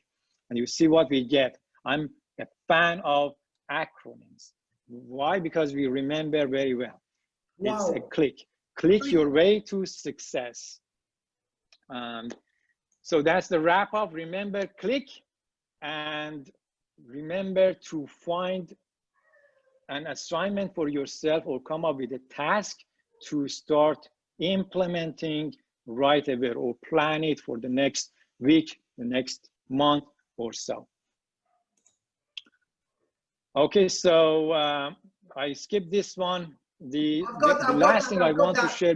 Dr. Kamran, Oh, you've got that. Okay. Yeah, okay. what I've done on this one. Okay, so let's go with that, and then after that, I finish with the offer that I have for everyone to get access to the membership, and then I answer the question for the rest of it. Let's do that. Continue slide just in case, because I'm worried about if you don't get back on it. So finish off with your conclusion, and exactly. then I managed to pull the poll on Menti. So finish that off, and then I can take the screen. Okay, so are you ready to click, which is those 5 strategies, and make this decade your best ever?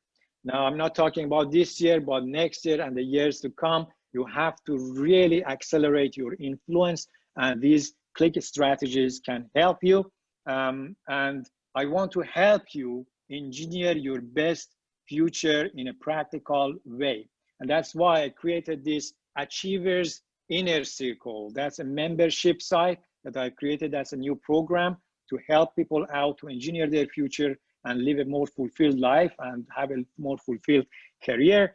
And what happens in this inner circle is that I go live every month and provide training live, provide coaching live, and answer questions for about 60 to 90 minutes every month. Every month, I also have a separate session. I call it hot seat session or clinic session. And I have a couple of people there. They share with me their goals. They share with me their struggles, challenges, I coach them in real time and others join and we work together. This is like one-on-one coaching, but others are also there.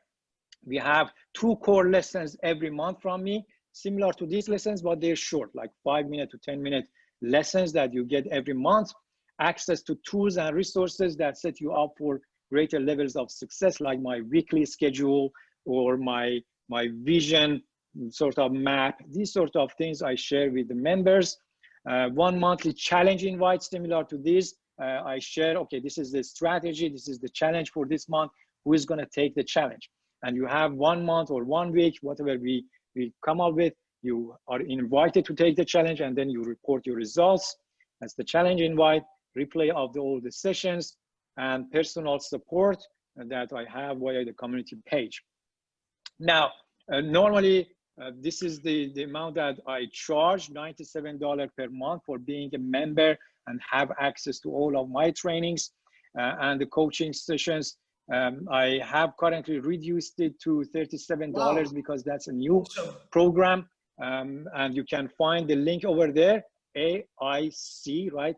Yeah. www.kamran.live/AIC. Now, this is the rate that I charge, which is really reasonable. I wanted to make it reasonable. But what happens is here, since you have attended this and Anil has become a good friend of mine, now what I'm offering is I give every one of you 3 months free access. No even commitment. You don't put credit card there. You just go there, answer some questions, put your name, and you get access right away. And the link is this, www.kamran.live/free.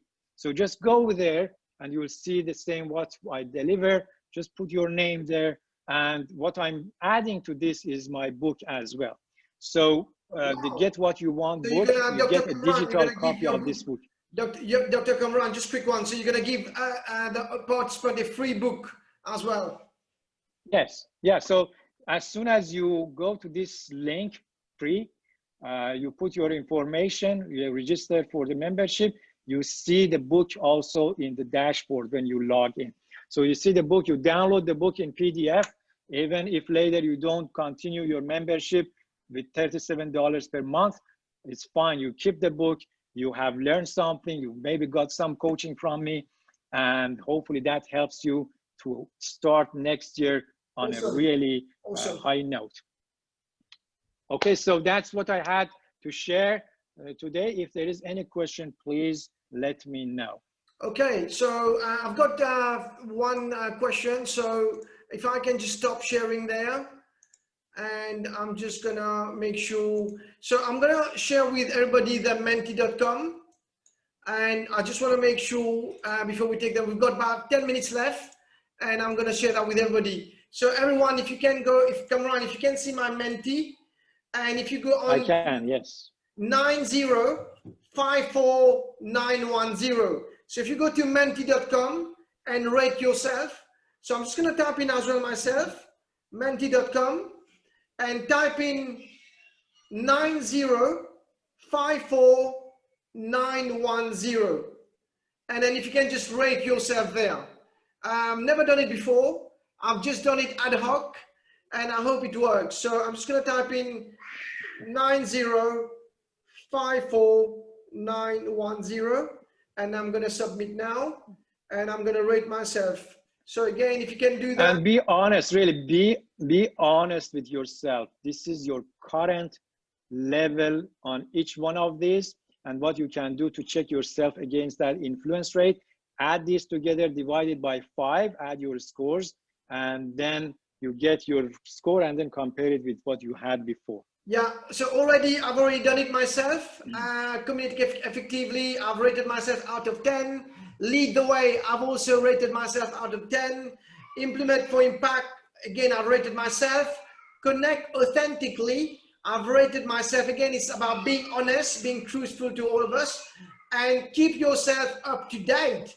So already 18 of you have voted. Again, this is working perfectly, Dr. Kamran, because I've never used that rate scale. So while you were presenting, and this is really nice, Menti. We use it a lot, and this is great. Yeah. So what's your comment so far, Dr. Kamran, on what you can see? It's an average of around 5.6 at the moment. Yeah, so the average is around that, which is great. I mean, this means that if we say we add this together and divide it by 5, we get about 5 to 6. And now depending on what is our technical score, then we can kind of see the influence rate and then compare it with what you had before. Was it below 20% or between 20 and 40%? Just check yourself against that and then see in which one of these areas you give yourself a lower score, and that would be the area that you need to work on more. Yeah, so you can see while putting my cursor on where their average are and has been sorted out. So it's fantastic tool, as you can see. So I'm gonna now stop sharing. 35 of you already use Menti, which is fantastic. And I'm just gonna stop share. So I'm just gonna take a quick question before I do a conclusion on you, Dr. Kamran. We've got about 10 minutes left. So I'm just gonna take a quick question.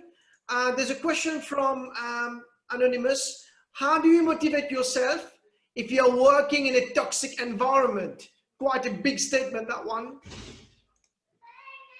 Yeah, so I've heard this one a lot, this question, toxic environment. You have to really be honest with yourself. You have to be honest with yourself and then see why. Right? So there is a process to this. Why am I working in this environment? Why do I call it a toxic environment? And answer these why questions, because at the end of the day, this has been your choice to be working in such an environment. Now, whatever you see around you could be something that you have to learn from. If a person is going to hurt you, if a person is going to say something that bothers you, then you need to learn a lesson, because definitely there are people in the work environment to push your buttons. They are messengers. They're just people who want to convey a message to you to learn. And that came to me, as I said, my center manager really was pushing my button. He made me emotional in front of others. He blamed me, I blamed him back. He was kind of pushing this button. And I still stayed because I needed to learn. And that brought me to this point. I have to work on my communication skill, on leadership skills, just to grow myself. So if you cannot resolve that with yourself or with others, it's time to move on and maybe find somewhere that is healthier. Okay, thank you. Just quick one from Mr. Jita, based in Mauritius, with a professional QS. Thank you, Dr. Kamran. Brilliant content and delivery. Incidentally, tomorrow, I'm coaching an MBA student from Wheat University on leadership in South Africa. I will certainly use some of your content. There's a comment, there's one more question. Should we stay in a job when we do not have anything to learn, but instead we are teaching others? So basically, you're not learning anything, but you're teaching others. What's your thought on that, Dr. Kamran? Yeah, so I think that's a great point. So learning anything means really you're not learning much on the technical side because you are a subject matter expert. People come to you more on the technical side. And to me also, when I was at Schlumberger, I felt kind of, okay, so I'm in this area, it's really, I'm now a global subject matter expert. What should I do, right? So at first I said, this is great time because I had now these non-technical skills and I noticed that others at the company may not have it. So I started coaching employees, and those who were coming to me to consult with me, I said, do you want some coaching? And I coached them like during noon, during the time that we had for coffee breaks. And I took one of them or a couple of them through this process of coaching, and that changed their lives. One of them left the company. I didn't mean for them to leave the company, but she said, I'm not passionate about this job, but I'm stuck here. I said, you're not stuck. It's your choice to move on. And she moved on. She convinced her husband. They moved to the west coast of Canada, and now she's doing what she really loves. And she's loving it because she's beside the beach, close to beach. Yeah, and final question before we conclude. From Rahul from India. How do you communicate with difficult people? I know it's a big subject, but quick advice. I'm sure many of us deal with difficult people, difficult customers, difficult clients, difficult colleagues. What are your quick, expertise and experience in dealing with tough people, on a daily basis? Yeah, so for difficult people, yes, that's a challenge. And we know that people have baggages, people have their own day. We don't really know what's going on in their lives. People have had issues with others before, so they chose to be this way. But really, inside, everyone can really be open as long as you listen to them and you care about them. I think one strategy that I suggest everyone just to try, if you feel that someone is really tough or difficult, just listen to them. Just listen to them. Do not argue with them. Just listen to them and show that you care. Yeah. The attitude that you have about someone, that can change them. One thing that I want just to mention before we leave, you as a person cannot change anyone. You cannot change anyone. You can inspire others to change themselves. Wow. With your examples, with your behavior, with your attitude, and with the way that you interact with them. So take that approach. It takes time, but just be open to them and change your strategy. Look at that person from another angle, because everyone has one way that you can penetrate in them and get to know them better. Awesome. Thank you very much. I'm going to give you a conclusion now. So I'm just going to share my screen with you, Dr. Kamran, and just to everybody as well. So you can relax a little bit. I've got 5 minutes on you just to share your second book as well. So we've got 5 minutes so you can relax a bit, have a sip of water. If you can see my screen. So Dr. Kamran, thank you for being from the US. To me, this is a dream coming true, hosting you from nowhere in the Indian Ocean. So thank you very much indeed. We had the question, we had the survey. So I've got a survey which I will do at the end. So I want to just share this with you because I've read both books and I have yellow everywhere on Dr. Kamran's book. So this is where the two books, the one that Dr. Kamran just mentioned, Get What You Want, you'll get it for free. But the Leadership Soup is on the website where you can buy, and I bought a copy as well. And this is what touched me because there's many colleagues from the construction industry. And you talk about go the extra mile, and you talk about building trust does not happen overnight. It is built over time by serving others and doing what is right. To build trust, you do not need to do big things. Your small daily action or activities are much more powerful than the big ones. By performing small acts of kindness and showing love and care from others, you guarantee trust. By going the extra mile and paying more attention to some small yet powerful detail than others miss, you can fast track the building trust process and capture hearts of faster. I suggest you read The Power of Small by Linda Kaplan-Taller and Robbie Covell. And they've done also The Power of Being Nice as well. So this is fantastic. Yes. Yeah. So they've got two books actually, Power of Small. Yeah, these two books are great reads, and I suggest them to everyone because Power of Nice, Power of Small. And no matter how people are, how difficult they are, if you start using these strategies of Power of Small and Power of Nice, you will see differences. And Dr. Kamran, just quick one, especially there's lots of project managers listening today. Project managers has loved that bit of kindness because everything needs to finish yesterday. We are aggressive, and the kindness and the power of nice. What's your thought on that quickly? I think if you are nice to people, people will work with you better. As long as you take care of people, people are going to take care of you. If you just push people to do things for you, especially if they don't report to you, sooner or later, they're going to delay things. They won't care. So care to be cared of. That's what matters. So to me, there is nothing wrong with being nice. There is nothing wrong with going the extra mile and doing more. And it will pay off for sure. And I've got another one quickly, which you shared as well. Why be an example? Fantastic. I want to share that. I love that, Dr. Kamran.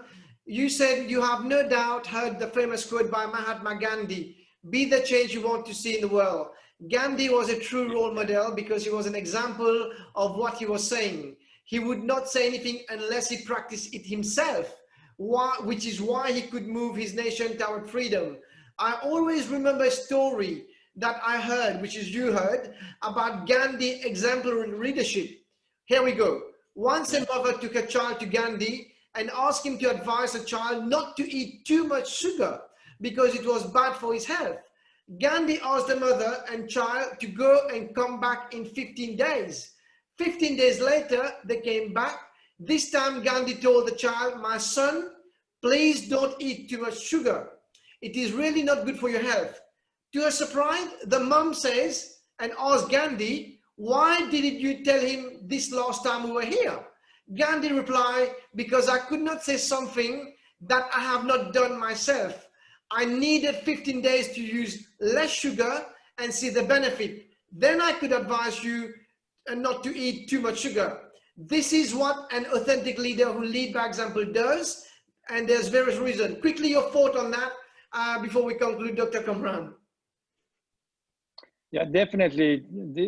I mean, many times we just wait for others to change things. We wait for others to do things because we think this is not my job, this is not, and then we start blaming, we start to play a victim. That shouldn't be the case now. If you are dealing with difficult people, if you are dealing with situations that need change, start with yourself. And that way you will see that change will come because you have initiated that. So be the change you want to see in the world. And that's been my advice from Gandhi all the time. I always, when someone tells me, what is your favorite quote? And I always come to this quote. I don't know why, but this is something, that's why I say, people ask me, how come you've achieved a lot? And there are different things. And I say, because I felt this is needed and this change, I wanted to bring that. And right now, I think we need some change in organizations. I need some change in the way that we live. Because if we continue this way, not great things are going to happen. And finally, so let's be the change that we want to see. The last quote I've got from you, again, many of us are in the construction, there's conflicts every time. Many conflicts arise because of misunderstanding, miscommunication, or misjudgment. Conflicts need to be properly resolved, otherwise they result in argument, separation, inefficiency, dissatisfaction, and disarray. By discovering others and ourselves, we start to understand better. We realize how different our taste is from others. We recognize how similar or how different our behaviors, values, and beliefs are compared to those of people who work with us. In this way, we not only resolve present conflict more effectively, but also prevent future conflict in the organization. In the absence of conflict, people soar to excellence together.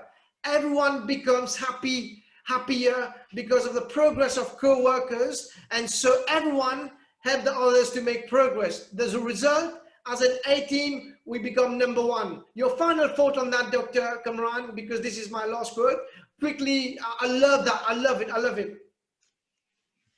This is one of those the sections that I said, did I write this? So really, this also reminds me of this resolving conflicts. It happens all the time, but working together and understanding others, as I shared and answered questions on it, is key. And we are more similar than we think. Although we are all unique individuals, when we look collectively, we are more similar than we think, especially at the workplace. So that's my recommendation, just to take it and use it in any way that you think is possible to make sure that you will have greater success as a team. Okay, and finally, your last bit of the book, Leadership Soup. I loved it. I have been impressed with the urgency of doing. Knowing is not enough, we must apply. Building willingness is not enough, we must do. This is a quote on your book. And then finally, it goes on to say, as I'm going to say for the CPD as well today, the webinar, every journey has an end, just like the webinar today. and yet every end is the new beginning. We hope that everybody who's here today will start a new life, a new way of living with this project life. This chapter is the last chapter of the book. It is the end of our journey together, but this chapter could be the beginning of a new chapter in your life or a new journey for you and your organization. And finally, as you said, every journey has an end. Just quick your thought on that, because I love to know your thought. It's not every day we get an offer to be interviewed. So quickly on your thought on that one. No, very, very nicely ending this session really with this, this part of the book. And this is also end of this session. And again, this end of this session doesn't mean that we end the relationship. It could be beginning of a new relationship between us, and also beginning of a new chapter in your life with what you learn. Even if one person today, if just one person out of 100 whoever attended, say that I learned something today that that kind of changed my view or changed my, that's enough for me. That's what I just wanted to share, and then maybe one person learns something. Wow. And this attitude really brings me to that level, that this is my passion. This is the purpose, to serve others no matter what. There are challenges, but we have to move on and we have to move forward. Okay. And I've got a small surprise for you, Dr. Kamran, and I've got a small surprise for all the participants, and I'm going to share this with you. So this is the young lady. I don't know if you know this little young lady, Zoriel Tapo, Be a Leader. And she's the winner of the 2016, the Leader in Me Speech and Contest and Future President. Zoriel Tapo urges you to be a better leader every day.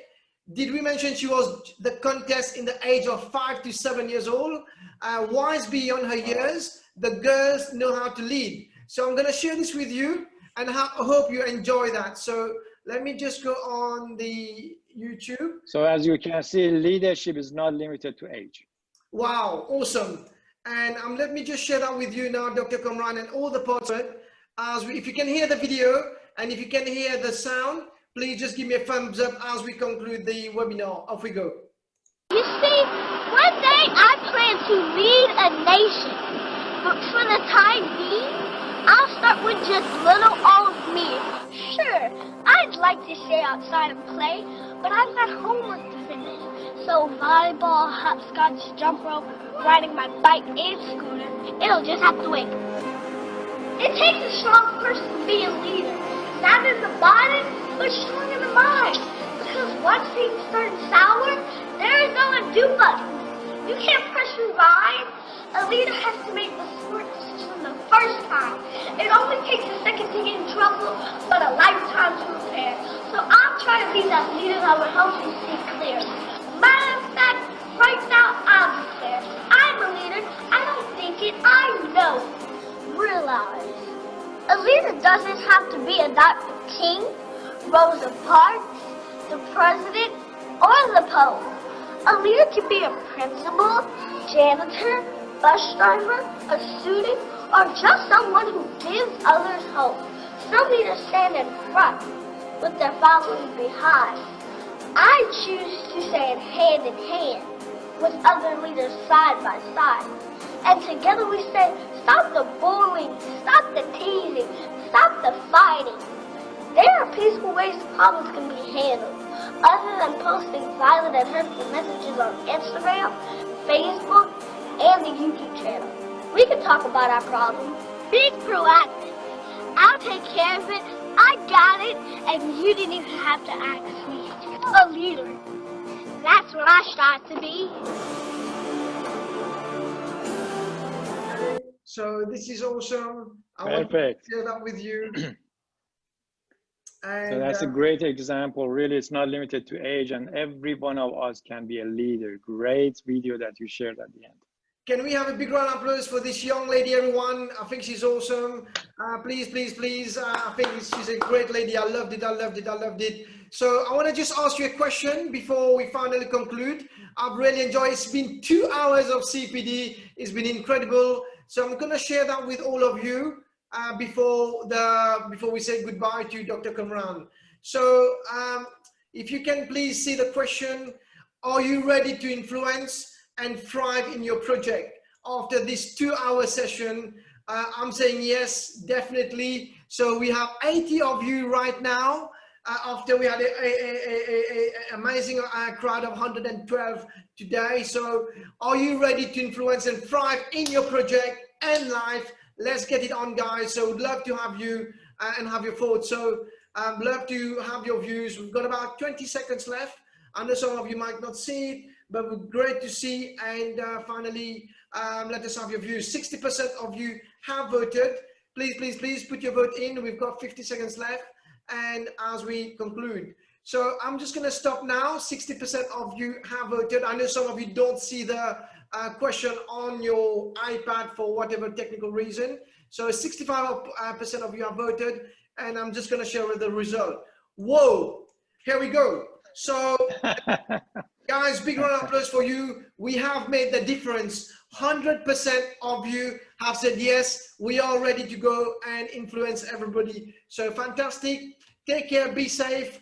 And obviously there's future webinar coming up in terms of stress to seniority, PMI conference coming up in Mauritius, Dr. Kamran, which will be in Mauritius on the 9th of October. Hopefully we can have you speaker next year, where there's going to be on Zoom, on face-to-face. So let me just stop sharing.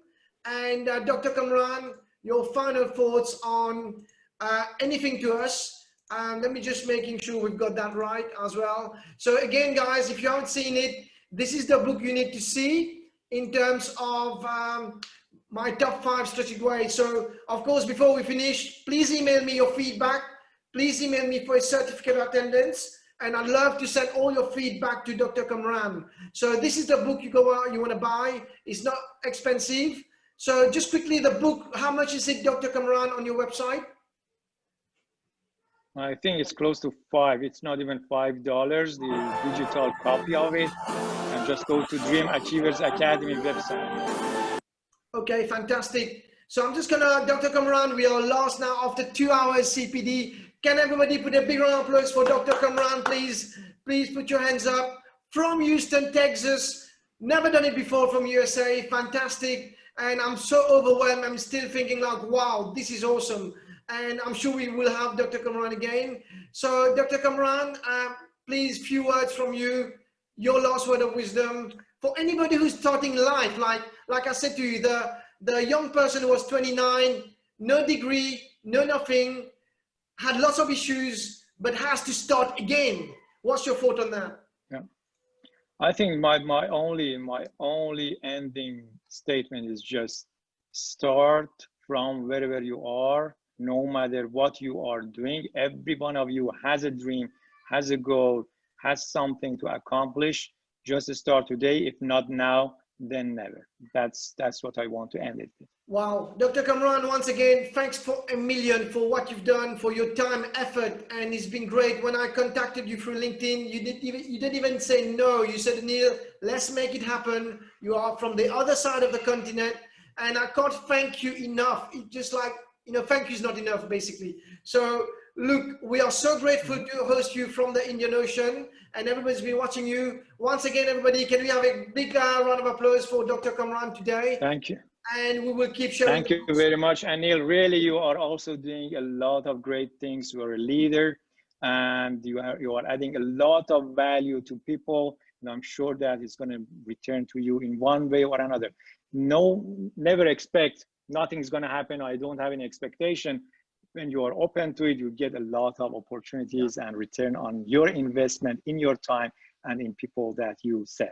And Dr. Kamran, I forgot to mention, this is my 98th CPD talk in my career. Wow. 98th CPD talk. So thank you. So now give your hand to Anil. Thank you, everyone. 98 CPD. 98. Awesome. 98. I'm reaching 100 soon, and I didn't set out to do it. I just was doing CPD, and only like a few months ago, I thought, let me benchmark what I've done. And before I knew it, I've got to 98 CPD, 32, 33 webinars. So I can't thank you enough for being part of this special journey. And yeah, let's keep in touch. Thank you. Thank you. Sure. All right, guys. Thank you very much, everyone, and have a great day. Go there, do something. As I always say, Until next time, live the life of your dreams and make a difference consistently. Bye. Kamran, Thank you, people Anil. from USA. Thank you very much indeed, guys. Take care and see Sure. you soon. Thank Thanks. you. Thank you. Bye.